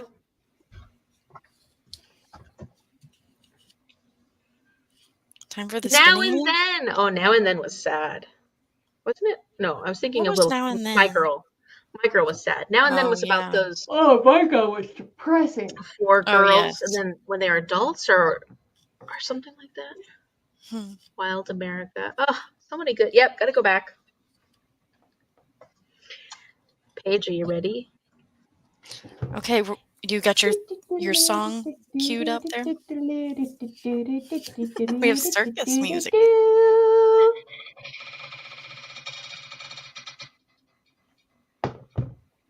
What? Oh. That's not as fun. I feel like these aren't that random. Maybe they just know you need to read. Well, here's that. Fringe was so good. John Noble was so good in it. I watched a lot more TV and stuff, I guess, back in these days. So I recognize all these. I don't recognize these. Okay, 40 minutes. What is that? So let's see, 15, 20? 6? 20, 21? Is that right? That's good. Yes, because 20 minutes. No. That's not right. How many were we doing? 40? 40. 25? 25-ish? 20, 26? Yeah, 26. Okay. All right. Are we ready? Yeah. Ready. Also, doggo. I'm going to go eat. Ah, cute. Oh, Oh, good night. Good night. Oh, have a good night, Jenny. Thanks for, thank you for coming and thank you for laughing. All right. Happy reading, everyone. And hopefully you finish. Amy went to bed. I forgot. She said she was going to head out, but she had 35 pages left. Not the other Amy. Amy Harborden Pages, Amy? Yes, that Harborden.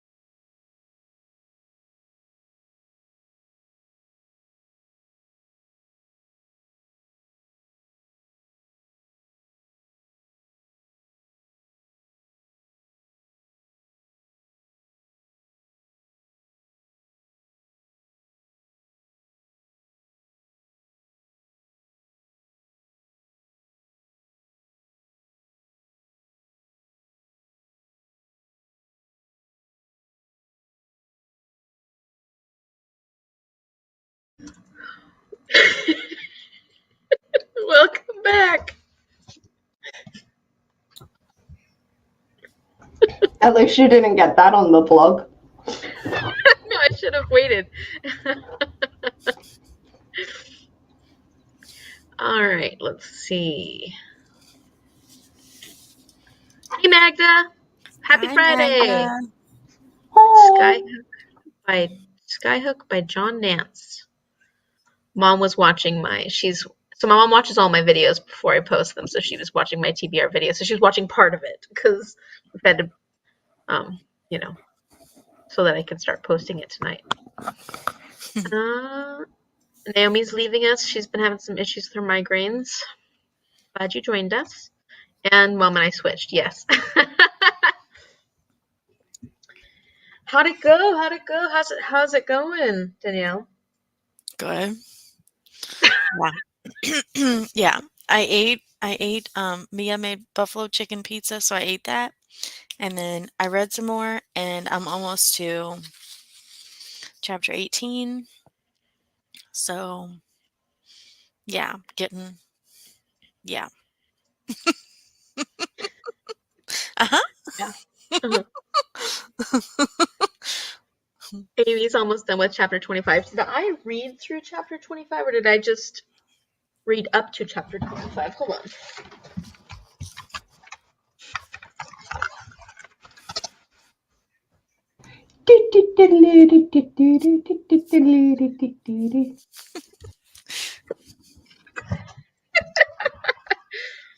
Let's see. Oops, I have a problem. Amy says you read through chapter 25. Oh, thank you, Amy. I guess I could have just... Oh, having issues. Okay, yeah. Thank you, Amy. Guess I could have just... Yeah. Oh, okay, so you're almost done with chapter 25. Yeah, it gets... What? Yeah, TBR video. You joined Becca's Bookopoly?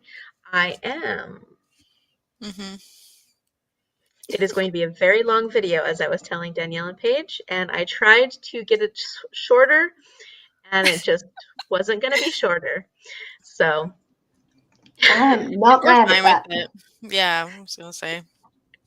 I was saying, like, a lot of people do like a second video for their and I've done this too for readathons, but I just didn't have the time to, like, when I was filming, I was like, I can get it all in one video. And then when I started putting the video together, I'm like, this is too long. I don't have enough time to refilm. So it's just going to be a long video. That's okay. That's okay. People can watch it in little bits. That's fine. I don't mind that. Let's see. Oh! Book of Life finally came in today. Yeah. Oh, wow. Long Amy videos make. Thank you. Oh, there you go. You're gonna make me blush. They do. I second that.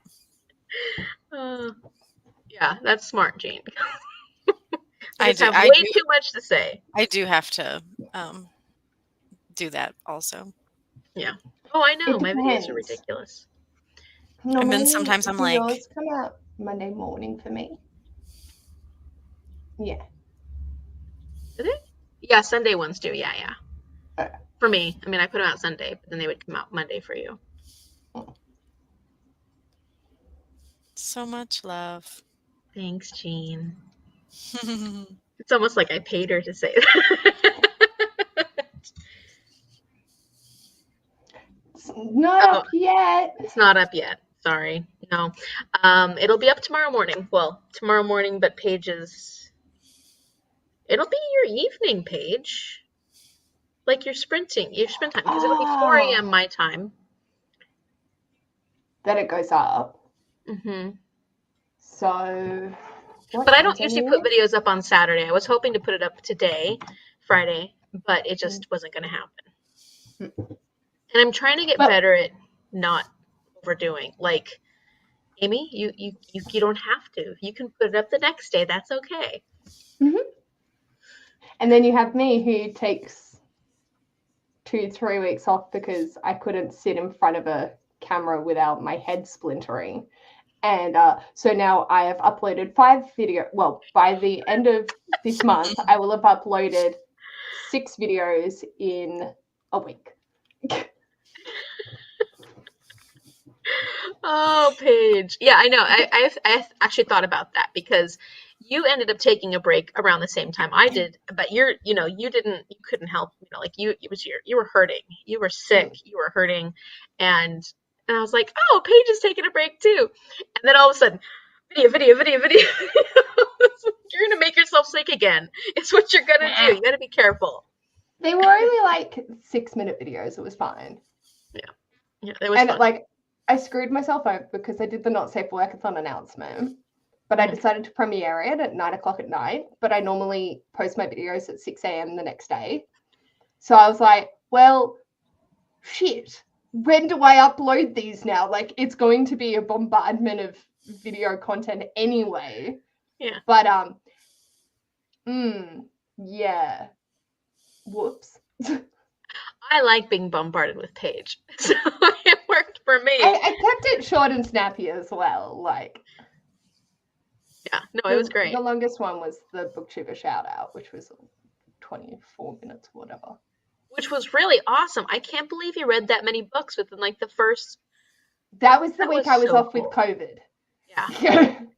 So I had time. Yeah. And then, poor Mel, I picked Sister Song, and I was like, literally, I'm frustrated with myself. I forgot to put in the footage of me saying, yeah, I'll come check back in on Tuesday, because it was like the 8th or whatever. And then next minute, it's the 15th, and I haven't even started it because I needed to read Book of Life. Yes. It's good that 2 of us weren't missing from that discussion.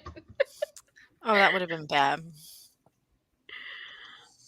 Ooh, yeah. It's tomorrow.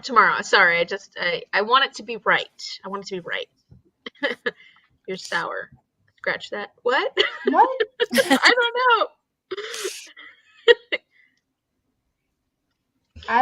know. No. How's the vlogging going, Danielle? Good. I've got one that's through the 21st that I need to edit and get up this weekend, and then I may just do one final one, like maybe a bigger one, like the 21st through the end of the month. So yeah, I've been enjoying those. I love vlogs. I don't know, I'm a big vlog fan, and I've been enjoying them lately. I think I go through phases with certain types of videos, and lately vlogs have felt very comforting. Yeah. Your shout out was amazing. I think that's what she was trying to say. Yeah. And then the scratch that was, yeah.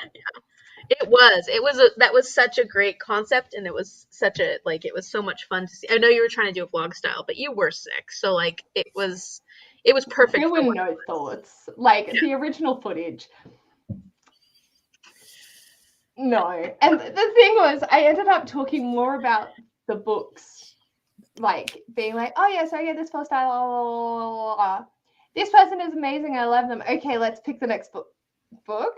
And it was more the process of picking it that was where my brain was like, I'm excited to get my next read, ha! Rather than, I love these people, let's actually talk about them, shall we, Paige, you dumb fuck? So I think the sit down worked better, because then I could actually be like, this is why I like this person. Also, here is the book that I read based off their thing. So yeah, that was great. I thought it turned out, what you ended up doing turned out great. Yeah. It's sent early. When I delete my comments, Shamir doesn't tell you, so I'm trying to do a vlog from every read of Into the River I Drown by TJ Klune, and it's head empty, no thoughts. It's not going to be best. That's all right. Sometimes I feel that on a spiritual level. Yeah. It's all right. I have so much catching up to do. Natalie, I got catching up to do on your videos. I've always got catching up to do. It always feels that way. There's just never enough time in the day. But I do. Huh? I agree. Yeah. And yeah. We'll get there. Yes, we will. It's kind of been fun to get back to content, though. I've been having fun again. It wasn't that it just felt like it wouldn't have been as fun a couple weeks ago. It just was too much going on. So now that I'm coming back to it, it feels nice. And like the other night, I wasn't planning on putting out that Squash That Series vlog, but I was just like, all of a sudden, I was like, I got a bug up my butt. And I'm like, okay, oh, I want to edit. And so I'm like, edit. And I just edited for like 5 hours straight or something. I'm just like ready to edit. So, you know, it's kind of nice when you just get the urge to do it, because I was really starting to feel like, I don't even want to do book 2 anymore. I mean, I was having a week where I was like, I'm just, I don't even. If I never go back, I wouldn't really mind. Yeah, isn't that terrible? But I did have that feeling. Sometimes those breaks can be so good. Yeah. Michelle wants to know how that TJ Klune book was, Natalie. She loves TJ Klune, so. So how are you guys feeling? Do you want to do another sprint, or? I think I am ready to be done, but if you guys want to carry on, I'm fine with that. You getting tired? It's 1:30 for me, so I'm good to keep going. Don't bother me. Yeah. How's your week been, Danielle? Pretty good? Okay. Just like a lot of changes, and then like it was back to school this week, so trying to get used to that schedule, and yeah, it was just really exhausting, honestly. Yeah. Fridays are kind of hard for that, like it at the end of the week. It's kind of just nice to unwind. I got a lot of sleep last night, so I'm like ready to go. Yeah, I guess so. I haven't been reading that much this week, so it kind of feels good to be making progress too. Yeah, for sure. Should Paige get her clown music going again? She's like, okay.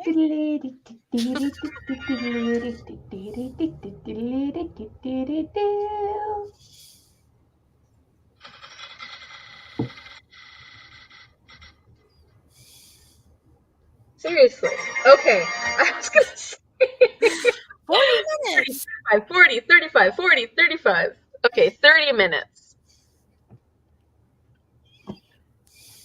Well, if we start at 40, let's see what Natalie says. It's the first book I've ever read by him, so it's special to me. It deals a lot with grief, so it's made me tear up a couple of times. Have you guys read much by TJ Klune? I knew it was I want Laura to. and House in the Cerulean. Yeah, I want to. I just haven't yet. Yeah, I've only read House in the Cerulean Sea, but I know Shell's read a bunch of his books. She really loves him. I know Natalie's read a lot of his books too. So I've heard he does really great things. Love his descriptions of the pain and emotions the characters going through. All right, so are you ready for another sprint? I'm going to sign off. You guys have fun, and I'll catch up with you soon.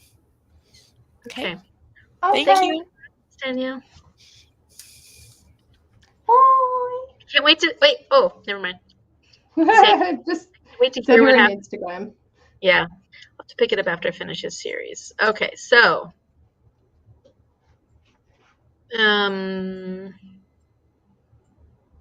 don't tell me 10, right? Yes.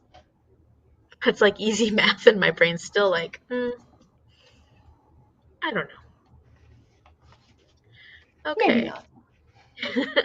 Maybe. Okay, 30 minutes. We'll see you. Oh, yes. Jean says goodbye, Danielle. And we'll see you in 30 minutes, everybody. Happy reading. Bye.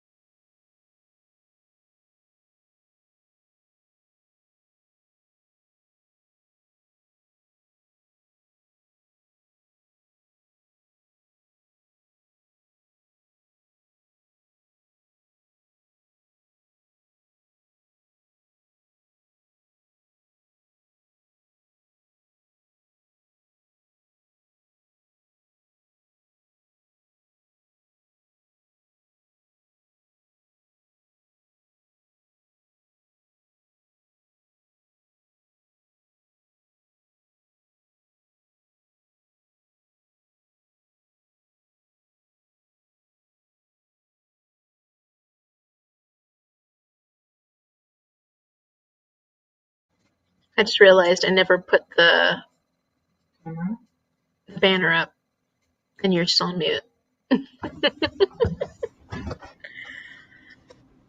Keeping everybody in suspense. How long is it going to be? I don't know. When's it going to end? I don't know. Who knows? Not us. Oops, I forgot to put this up. I didn't get any reading done because my headphones died. Oh no. So that's okay. Do you need to get new headphones in? Hmm? You need to get charge them. Oh, that's right. They died isn't like they just need to be charged. Welcome. Hello. Hope you got Hello. down that sprint. Amy finished chapter 25 and left thoughts. Oh, I'm excited. You're gonna have to listen to those. And crawling in bed to read. I don't know if that means she left or not, but now she's gonna get ahead of me. She's gonna get. Oh, so I better start reading that book again tonight. How did everybody else's reading go? I didn't get very far because I was. Mom finished watching my video and I saw. Is she happy with it? Yes, she liked it, even though it's long. She's like, well, I watched it in little snippets. So she's like, it didn't seem long to me. I looked up, saw no banner, and you both were gone. I was like, well, maybe they left. Yeah, I left the sprints on. Yeah. Yeah. Thanks for the welcome. Currently reading Count of Monte Cristo. How's that going? That's a big book. I know. Oh, I think Naomi's gone to bed now, but she just finished that. She just put out her spoiler-free review. Thoughts? Maybe it was a spoiler discussion. Yeah, I think spoiler and spoiler-free. So, yeah. So if you're looking for, if you don't know Naomi's bookshelf, she just finished reading Count of Monte Cristo and has a lot of thoughts on that. And how are we doing? How are you doing, Paige? I'm doing good. Yeah. I'm doing good too. I've got. Let's do math before my headphone died. No, I don't know where my headphone died, so we'll just go from here. I've got 140 pages left to go. Nice. You're getting there. So, are you going to continue on? Do you have plans to read Dragon Republic next, or you're just going to wait? When do I ever follow through with series? Same. I hear you. No, I will put the pause on it and come back. I'm just, I don't know. My TBR next month's weird, and I'm just struggling. So, are you struggling because you're just not interested in those books, or are you struggling because it's got to be that you're not interested in reading what you're. Well, considering I just refilmed my roles like 9 times to try and make it better, and none of it happened. Okay. I think I'm just in like, it's a like choice slump. So I don't know what I want to pick up because just you need something anything will do. Yeah, but I'm also like, whatever, if something gets picked for me, I'm like, okay, that sounds good. Right. So yeah, I don't know. I'm trying to I'm staring at the original prompts and thinking of going back to those and just nutting out my brain. Yeah. Yeah, that's kind of a bummer. I know.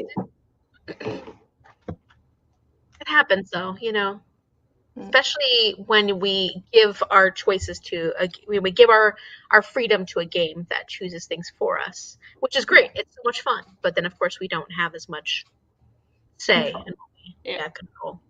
Let's see. Jean looks like Jean's leaving us, so let me catch up really fast. Currently on chapter 4 of Timber by Kate James.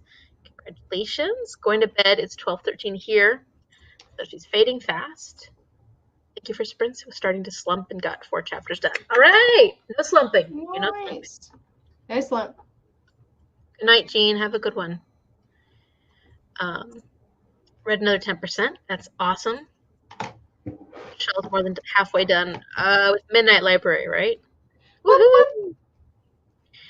Finally got to 50% of my book. Oh, hey, Natalie, you told us what you were thinking about doing a vlog on, but you didn't tell us what book you're currently reading.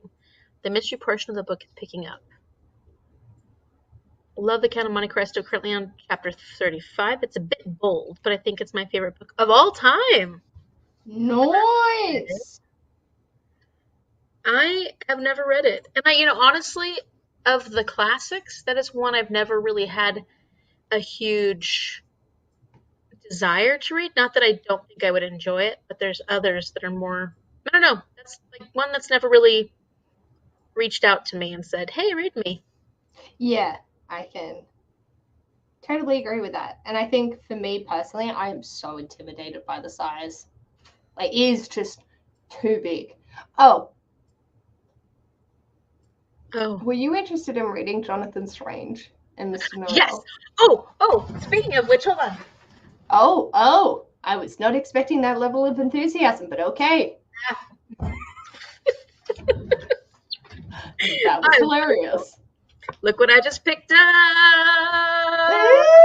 You got the same edition as me. Oh, yeah, that's a big book. Now this one sounds like it. Is that a tall version?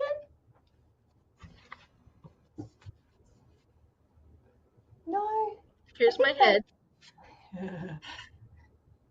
Maybe, I don't know. I just feel like I don't even know where mine's gone. I don't know. I feel like yours it looks skinnier. It's all. Put it up next to your head. I gotta find mine first. I saw it at a thrift store recently, and no, not a thrift store. I saw it at a bookshop recently, a used bookshop, and I was like, oh, Paige and I are supposed to read it. I picked it up because you had asked me to read it with you. And so, gosh, Paige, I don't want to read it yet, though. So I'm supposed to start Anna Karenina in October. I see. Nope, wasn't on there. For you, Paige, I'll make it happen. I was thinking November. Okay. I mean, I'm going to read the other half of Anna Karenina in November, but November's far enough. I don't have anything planned for that yet. Wait, no, I need to put my tabs on the right fucking month in this planner. It's doing my head in. We're not going to get to Night Circus this year. No. Oh, I have to. Because it's on my Advent challenge for this year. I know. Wait, yeah. So when are we reading that? I was thinking October for Jonathan Strange. And then, because we're November for Night Circus. Oh, November. Okay, Night Circus. You didn't tell me this. Oh, yeah, I did tell you. You did. I covered my ass with that. You did. You're right. It's on here. I didn't realize I had updated it. I don't think I have Jonathan Strange on here, but... No, that's okay. Because, I was thinking Jonathan Strange for October. But, do you want to hear my October?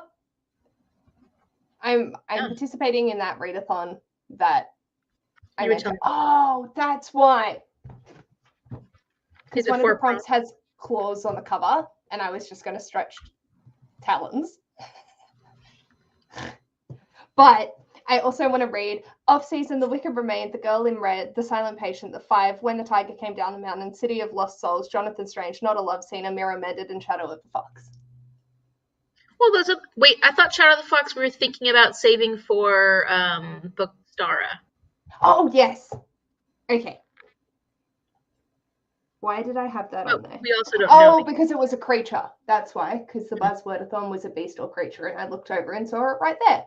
Okay, that's fine. I can shift. What else do I have that has a beast or a creature? Michelle said, yep, Midnight Library. I'm reading the TJ Klune book I was talking about. Oh, okay. Fair enough, I read this. You know, not that I have anything against Count of Monte Cristo. It's just one of those ones that hasn't crossed my mind really much. So, I mean, I'm sure I'd enjoy it. I love classics. I'm sure I'd enjoy it, but it just hasn't. Yeah. So that's October. Well, no, it doesn't have to be. Do you know what's... See, I say this, but then I also need to read this 1,000-page chonker sometime this year as well. Oh my gosh. It hurts. It hurts. Yeah, that's pretty rough. Let's see. Count of Monte Cristo is one of my favorite books. Really, I am leaving. Yeah, good night, Jean. Good night. Go to bed. Oh, Jean. And here's Jean again. That is way taller than my copy of Doctor Strange. Jean, you're tired. By the way, my current audiobook is 7 Days in June by... good. Nice. Haley's reading that. She was telling us how good it was, too. That one actually really interests me. I had seen it at the bookstore, and I thought about picking it up, but it wasn't a used book, so it would have been full price. And I was like, trying to be better. Hoping to reread The Night Circus sometime this year. Maybe I'll read it. Yes! November is Night Circus. Oh, I was planning on reading Night Circus. Thoughts? Yes, you should read it. I don't know. We haven't read it yet, so planning on reading it with... Oh. That's awesome. Oh, wait. I haven't listened to that audiobook edition because I listened to the Stephen Fry ones. I just whacked myself in the face with my pen. Nice. I think I've heard part of that Harry Potter one. Elisa was obsessed with it. So my friend Elisa was obsessed with it. So I think I've listened to part of it with her, and it was really good. How many Advent books do you have left, Paige? Yeah, good question. I'm very good at procrastinating the actual books themselves. So now I'm starting to panic. I've done all the challenges except for title that starts and ends with the same letter, which I have done. I just haven't allocated a book for it. So I didn't cross it off in the wrap-up. And I didn't mark off from last month's, which was author born in February. And by the end of this month, I'll mark off Apocalypse by an Indigenous author, which was Terranullius, and The Poppy War. So I have The Silent Patient, The Girl in Red, Off Season, Wise Man's Fear, Body of Stars, Broken Things, The Night Circus, and an author born in 1995, because I can only find 2 books by authors born in 95. So that's been a challenge. You've done Aaron's prompt. That was the Apocalypse with Terranullius. Aaron was like, I'm going to give you a prompt. And there is a book that we're going to buddy read to fulfill it. Wait, so you did finish that? Yeah. Yeah, that's a lot, Paige. That's a lot. So are we doing Jonathan Strange in October? It's up to you. If you can't fit it in, I fully appreciate that. What am I doing in October? I haven't really planned anything except Anna Karenina yet. And then we're reading the 7th book, which isn't as long. Lost Souls.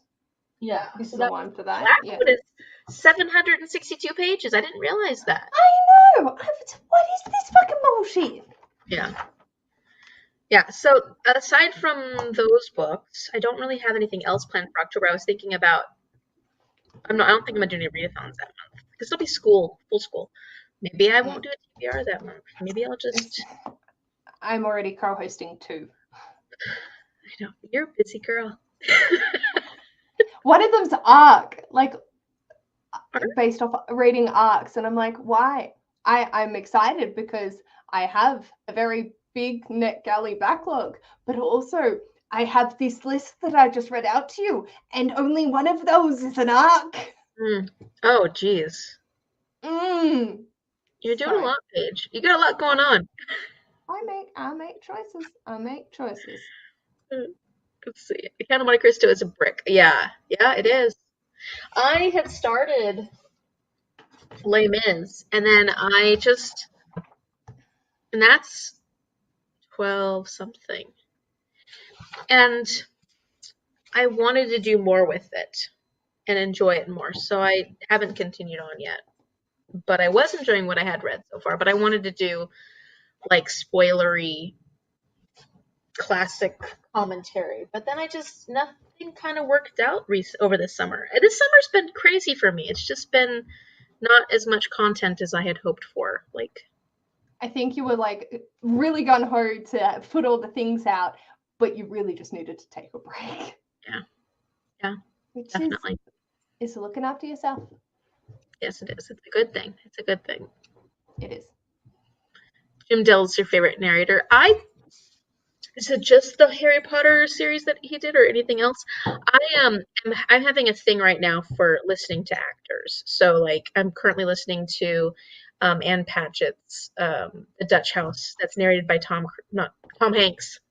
Oh, And I love Tom Hanks' voice. He's great at narrating it, and the book itself, I don't dislike it, but it's just, you know how like when it comes to literary fiction, a lot of times it's like art. There's certain stories that will be interesting to you and certain stories that won't. So just like with art, you go like, oh, that I can appreciate that for being art, but it doesn't touch me in any way. And so this book is not, the story and the characters aren't as interesting to me. There's elements of the writing style that I think are fantastic, but then just listening to Tom Hanks tell this story to me, I love. So like now going forward, I'm like, I only want to I want to look up actors and see what books they've narrated and just start listening to all of them. Well, that's like Jason Isaacs made me cry my eyes out. He's Lucius Malfoy in Harry Potter, narrating A Monster Calls by Patrick Ness. Yes, it was so good. I did listen. Brilliant. Yeah. Oh, it was so good. Brilliant. Yeah. Yeah. I gave him stars. Yeah. Because his narration was incredible. Yeah. And that's the thing with actors, they're trained to modulate their voices. Like audiobook narrators are also trained to do that, but I just feel like it's a different vibe. I know. Yeah, no, there is. And I think there's also something with that familiarity with that voice. You know, I listened to Christmas Carol, which was narrated by Tim Curry, and that was so much fun because it's Tim Curry. Yeah. It's for one, it's the good acting. Like, I mean, the dialogue in this book that I'm currently, for one, I think Anne Patchett, I keep saying for one, that Anne Patchett writes dialogue incredibly well, but the way Tom Hanks is narrating that dialogue is just, he's like, he gets it. Like, it's so good. And so I've got a thing for that right now. I'm like, what else Tom Hanks narrated? I want to read them all. I gotta read his short story collection. I've got it sitting there. Uncommon Type? Oh, I didn't know that. What do I know?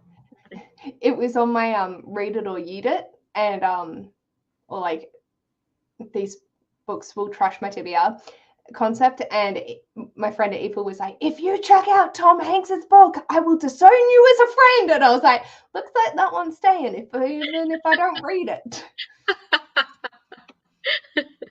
So it stayed. It's good. It's good. Smart.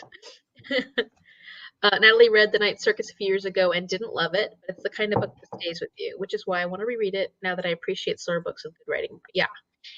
And I feel like The Night Circus is one of those books that a lot of people, it gets such mixed reviews that either people love it or hate it, or they, so it's hard to say like, yeah, you should read it, because I think that some people are going to really take to it and some people aren't. I think it's also a great book to buddy read because we will have interesting points to reflect on and just be like, oh, this is how we're feeling. This is not how I'm feeling. Okay. Yeah, I think that's going to be fun. I hope we like can at least I hope we both love it. Me too. I'm nervous because I wasn't in love with the Starlessy. I originally liked it more than I actually did. Oh, so it's one of those. I initially was like, "Oh yeah, this is really cool. I really enjoy it." And then I've thought on it. I was like, "No, that was me bleeding into the hype." I actually found it very confusing, and I didn't get that much out of it. And it was gone from a 4 rating to a 3. Just based on that's a big difference. Yeah, because it was so hyped. I was just like, oh yeah, cool, I understand, blah, blah, blah. And then I was like, that wasn't your own opinion page. Okay. Yeah, that's kind of a bummer though, isn't it? Yeah. It's the same for Gideon the Ninth. Like when I was working at the bookstore, my store manager Paige, she was 2 pages working in a bookstore.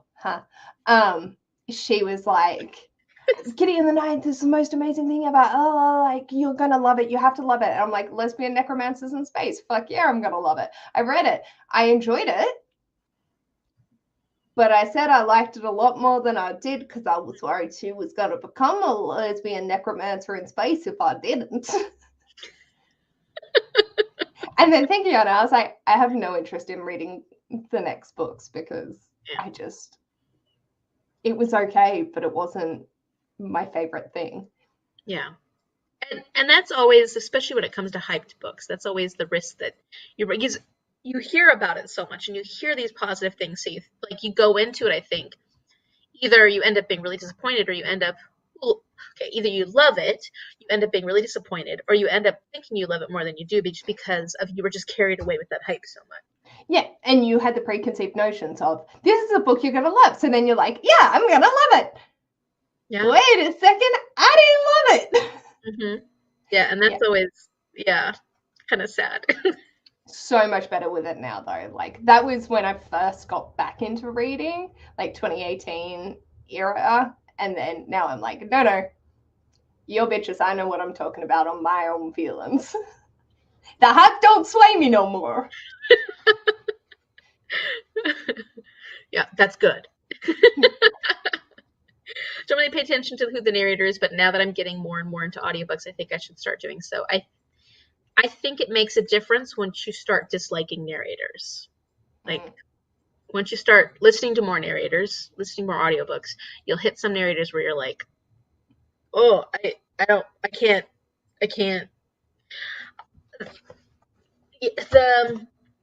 Anne Rice's The Witching Hour, I listened to that one all on audiobook, and it was 52 hours or more of this narrator that I really did not like especially when she used one voice, like her main narration voice. When she started using other voices, I liked her better. But because I listened to her for so long, I was okay with her in the end. But realistically, I didn't like her voice. So I shouldn't have continued listening to that audiobook, that long audiobook by this narrator. And it is rough if you're listening to a long audiobook, especially if you don't like the narrator. I think for me, the only real audiobook that I've had massive problems with when narrators try and do an Australian accent and just butcher it. Like Into the Drowning Deep by Mira Grant. Loved it. Loved every other aspect of that audiobook. But the Australian accent that they tried to do hurt me on a deep, deep level. It was so bad. I skipped over the sections. I would pause the audiobook, read the sentence, skip over that sentence, and then continue listening to it. I couldn't do it. And then it took you out of the story because you're like, right. But the rest of it, brilliant. Oh, so bad. I know the Aussie accent isn't the most soothing thing to listen to, but holy shit, it was like a mixture of her trying to do Chris Hemsworth accent mixed with an Italian trying to have a baby with a platypus. It just didn't work. A baby with a platypus? What? I love that. That's an amazing description. Jim Dale did Peter and the Starcatchers, The Night Circus, Grimm's Fairy Tales, Peter and the Wolf, The Boy with the Cuckoo Clock Heart. Wow, so Jim Dale has done a lot. Yeah, I will have to, I'll keep Jim Dale in mind. We'll test it out with The Night Circus. I like good audiobooks. I like good audiobooks. You look good. I was planning on doing an audiobook recording, but perhaps might not do it. I'm hypercritical, unfortunately, about narrators and audiobooks and don't think I can hack it. No? I mean, it would be really cool if you could, though. And, if you can, that's pretty awesome. Start small. Novellas. Even if it's not right for you, if you don't keep going with it, then you won't, like, the audiobook narrators you're listening to, this is probably not their first rodeo. Right. Yeah. So, like, keep going. And even if, like, it's like, oh my God, that was like when, I don't know if you had the same thing when you first started editing your videos and listening to yourself back, and it's like, oh, why do I speak words? Like, even if it's like that, you get through it and then you'll improve on your skill sets. I always thought it was fun. I mean, I have a very nasally voice, but I guess it doesn't bother me that much when I'm editing. But what I thought was funny was my weird idiosyncrasies that I never realized I had before until when you start editing yourself, you hear the words you use over and over and over and over again. You hear the things you say and do. You see your weird little quirks. Like, it's just so funny because you're being very critical about what you're seeing and what you're hearing, especially when you're editing, and you go, wow, I do that so much, or oh, I say that so much, or over and over, like it's like, even like I noticed that when I talk a lot of times my jaw goes one direction a little bit more, and I'm like, I don't think I had a weird jaw, like not weird, but like an off-center jaw, but I noticed. Yeah. So like little things like that you would never have thought about before, you start paying really close attention to when you're editing yourself. So like, yeah, I guess it is weird. Mine was like, I need to sit on my hands when I film, because I overtalk with my hands when I'm filming. Like, in person, it's different. I will occasionally like do a hand gesture like this, but in my videos, I feel like I'm constantly like,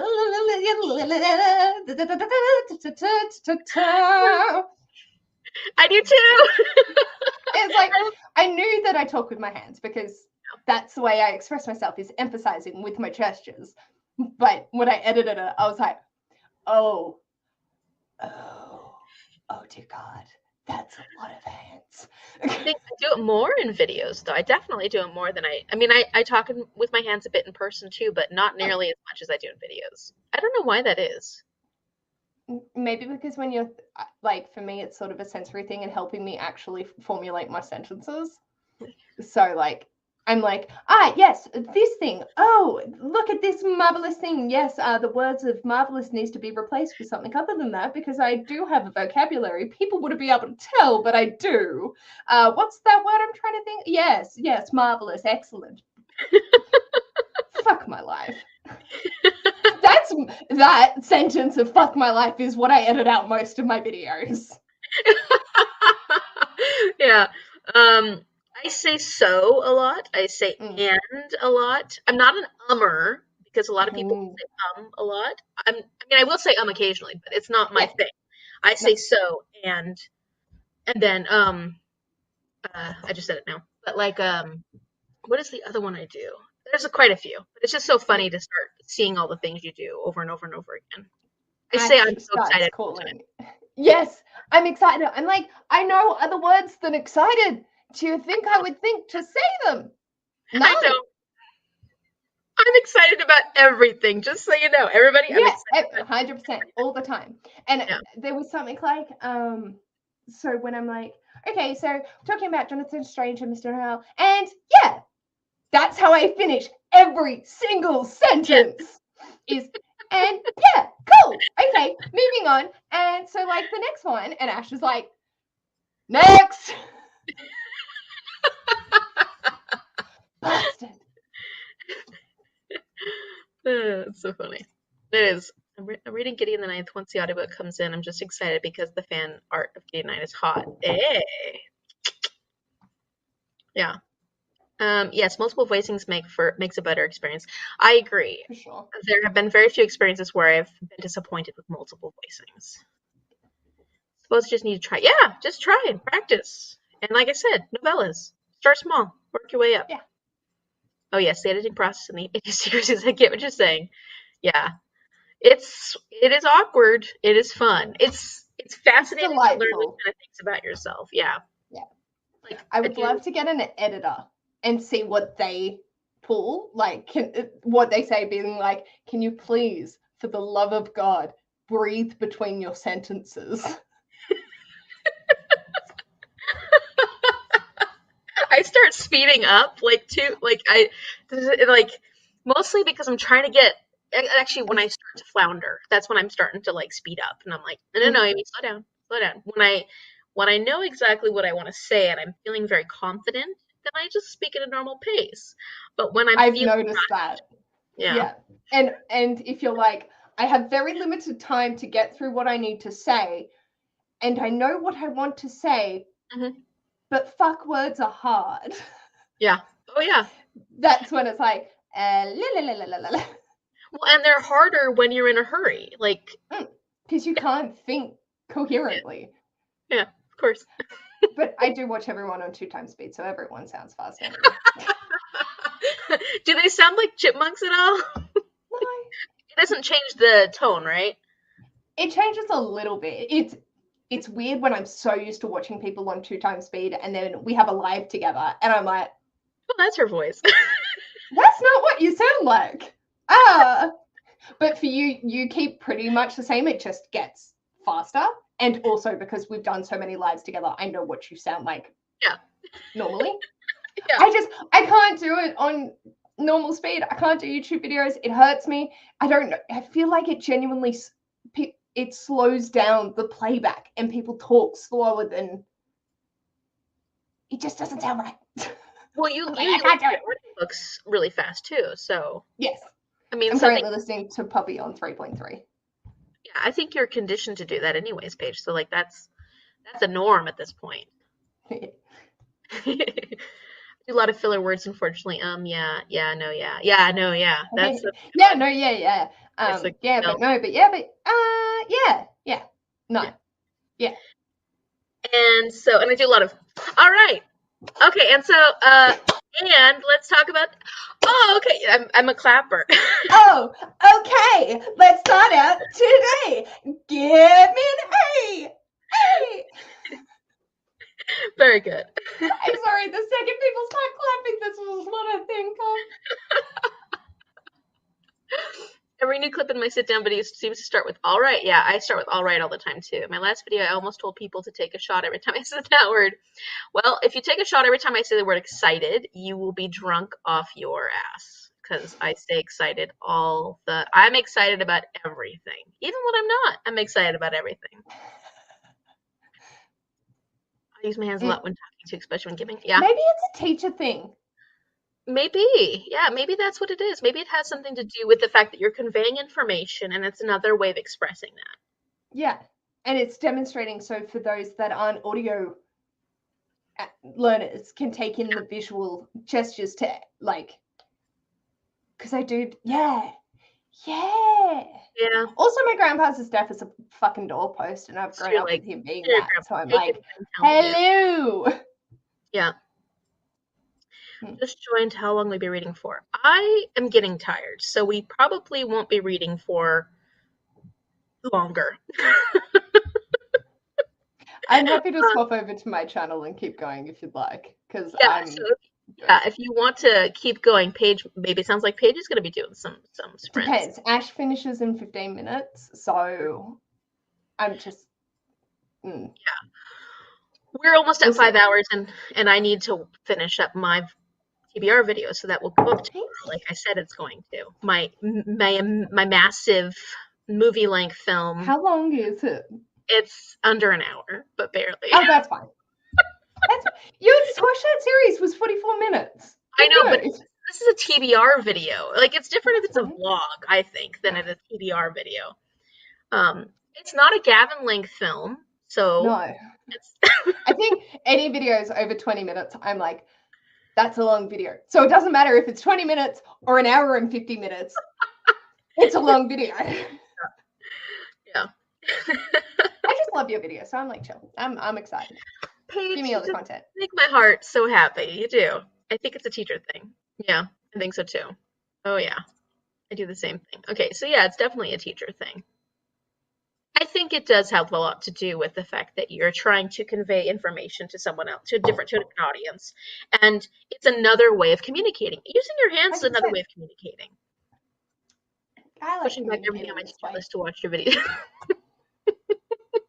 You guys, you're gonna make me blush. Stop it. It does feel good to be doing content. I mean, I was only gone for like 3 or 4 weeks, but it still felt like a long time. And considering you have been so consistent for a long time, taking any sort of a break always feels weird. It does. And I was celebrating my 2nd year of being on BookTube. So it's like I hit my 2-year mark, and then all of a sudden, no more content. Yeah. But like, you gotta do what's right for you when it's right for you. That's right. Well, I'm glad you took care of yourself when you were going through all the stuff with COVID. So like, oh fuck me, like all it was the headaches, because I couldn't sit and stare at a screen. I was doing that for work, and I got home, and it would be like radiating from here to here and then down into my jaw. I was like, I can't do anything. I'm just going to sit on the couch and do nothing. I didn't even read that much. Yeah. How long did that last? I went to the doctor, so I have a list. Let's see. My first headache was on the 7th of August, and my last one was yesterday. And I've had them with, my longest period with that one was a 3-day break. Oh, that's horrible. And that's when I filmed majority of what you've seen in the past week. And you didn't have headaches like this before COVID? No, never. Jeez. Yeah. And doctors like, keep your fluids up, but there's nothing we really can do. Like, is that pretty, have they been saying that a lot? And like, is it? They just, everyone reacts to COVID differently. So that was what I got stuck with. Hey. Yeah. How bad were they? Like, were they making you nauseous? Was it like more like migraine? No, so my sister and my best friend both suffer from migraine, so I knew that it wasn't there. But I was still like, I guess worse than this is hurting. Ouchie. Yeah. Because it was more just like the constant pain. I think if I had have had like a couple, like one and then a couple of days off and then another one and then a couple of days off and then another one, I would have been okay. But because it was so consistent, it was just exhausting because I was constantly in some form of pain. Yeah. Like, it wasn't migraine. It didn't make me nauseous, but I knew I couldn't think. Like, I knew that I was making a lot of mistakes at work because I was just, it was like having constant achy brain fog. I was just like, I don't know what the fuck I'm doing right now. Yeah. So that's, yeah. Thank God it's like, well, I had one yesterday. So we'll see. But it's a hug. Hugs. I love hugs. But yeah, it wasn't, I could have definitely had things a lot worse. It wasn't enjoyable, but I just was like, oh, this is a new experience that I would rather not be having. Yeah. Yeah. So, no, that's right. Awful. Well, and when it just keeps going, when it keeps happening, you know, like it's one thing to have to deal with something for a little while, but that's 3 weeks. Yeah. That's too long. That is too long for my brain to be like in a constant vice. We're here. Thank you. I definitely feel better today, and I've been feeling on the up for a little while. So even when I do get them now, I'm like, yeah. It's like I've acclimatized to it a little bit more, which is fine. It'll go away. Using your hands to communicate. Yes. Let's see. The other day I went to the doctor's office. They asked me if I've been exposed to monkeypox. Someone with monkeypox. I was like, no. Here we go again. Yeah, it's spreading quite a bit here in the U.S., especially in our area, because I know Natalie lives pretty close to me. So in Washington, they've been pretty concerned about it because it's spreading a bit around here. So yeah, you know, interesting new norms that we live here in life in 2022. Yeah. It's like I avoided COVID for 2.5 years because I'm an antisocial little shithead, and then it finally caught up with me. Yeah. Well, the most recent strain is definitely the most contagious. So I know a lot of people that didn't have it for that whole time that have been getting it recently, within the last month. Yeah. Yeah. And I feel like, quite a few people have just been like, oh, finally got it. What a miss. I know. Hopeless. Global epidemics, like more than, but no fucking hoverboards. Yeah, everything's falling apart, but we still don't have all the cool stuff that you're supposed to have here in the future. Very rude. Good point. I know, it is rude. It is rude. Okay, well, I think that I have to get off because I do need to finish that video, and then I'm getting really tired. So, but thank you for spinning. Yeah, it was so much fun. It was so much fun, and thank you everybody who did join us. And really sorry, Martina, that it's been about an hour now, or 5 hours now, so I think we've done pretty good. I hope everybody else got some reading in, and probably give me an hour and then I'll be back to being live, just so I can touch base with Ash and see what he wants to do and if he's chill. If you don't see me on my channel, then I'll probably be on either tomorrow or Monday. I know I gotta get in the next, well, I don't know. I'm not gonna make anything. I'm not gonna say anything. This weekend we have visitors coming next week, so I need to oh wow. Oh my gosh, that's embarrassing. Thank you. Thank you so much. I'm blushing. It's all that I was like, that's your first tip, isn't it? It is. Like, woo, my face is all red now. Thank you. You deserve it. Well, that's just really sweet. Thank you. And Natalie, thanks for the sprints. Get better, Paige. Thanks for the sprints. Can't wait for the video tomorrow. I'm so excited. Oh, yeah. It's going to be a long one. Get ready. Reading with Merb is live. Anyone? Oh, yeah. Okay, good. There's other reading sprints right now, Reading with Merb. So go check those out. And yeah, thank you. Oh my gosh, thank you, everybody. Thanks. It was, yeah. I'm so embarrassed. That's so sweet. Thank you. I really appreciate it. Yeah. So yeah, this weekend I have company next week, so I'm going to be planning on cleaning the house, getting ready for them. So, Shell was my first. That's right. I forgot Shell did do that. I don't, because she wanted me to highlight her comment. Oh. Bless. For a great night. Yes, thank you. You too. You have a wonderful night. So cute. Yeah. Shell was my first. I forgot about that. Shell's so silly though, because she's my real life best friend. Okay. Well, I think that's it.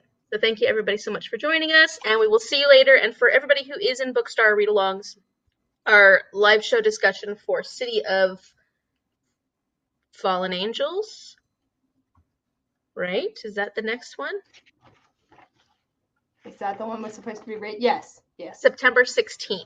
So I did put a link up in the Discord, and go check it out. It's all in the description box. So see you all later. Bye. Bye, Leanna. Bye.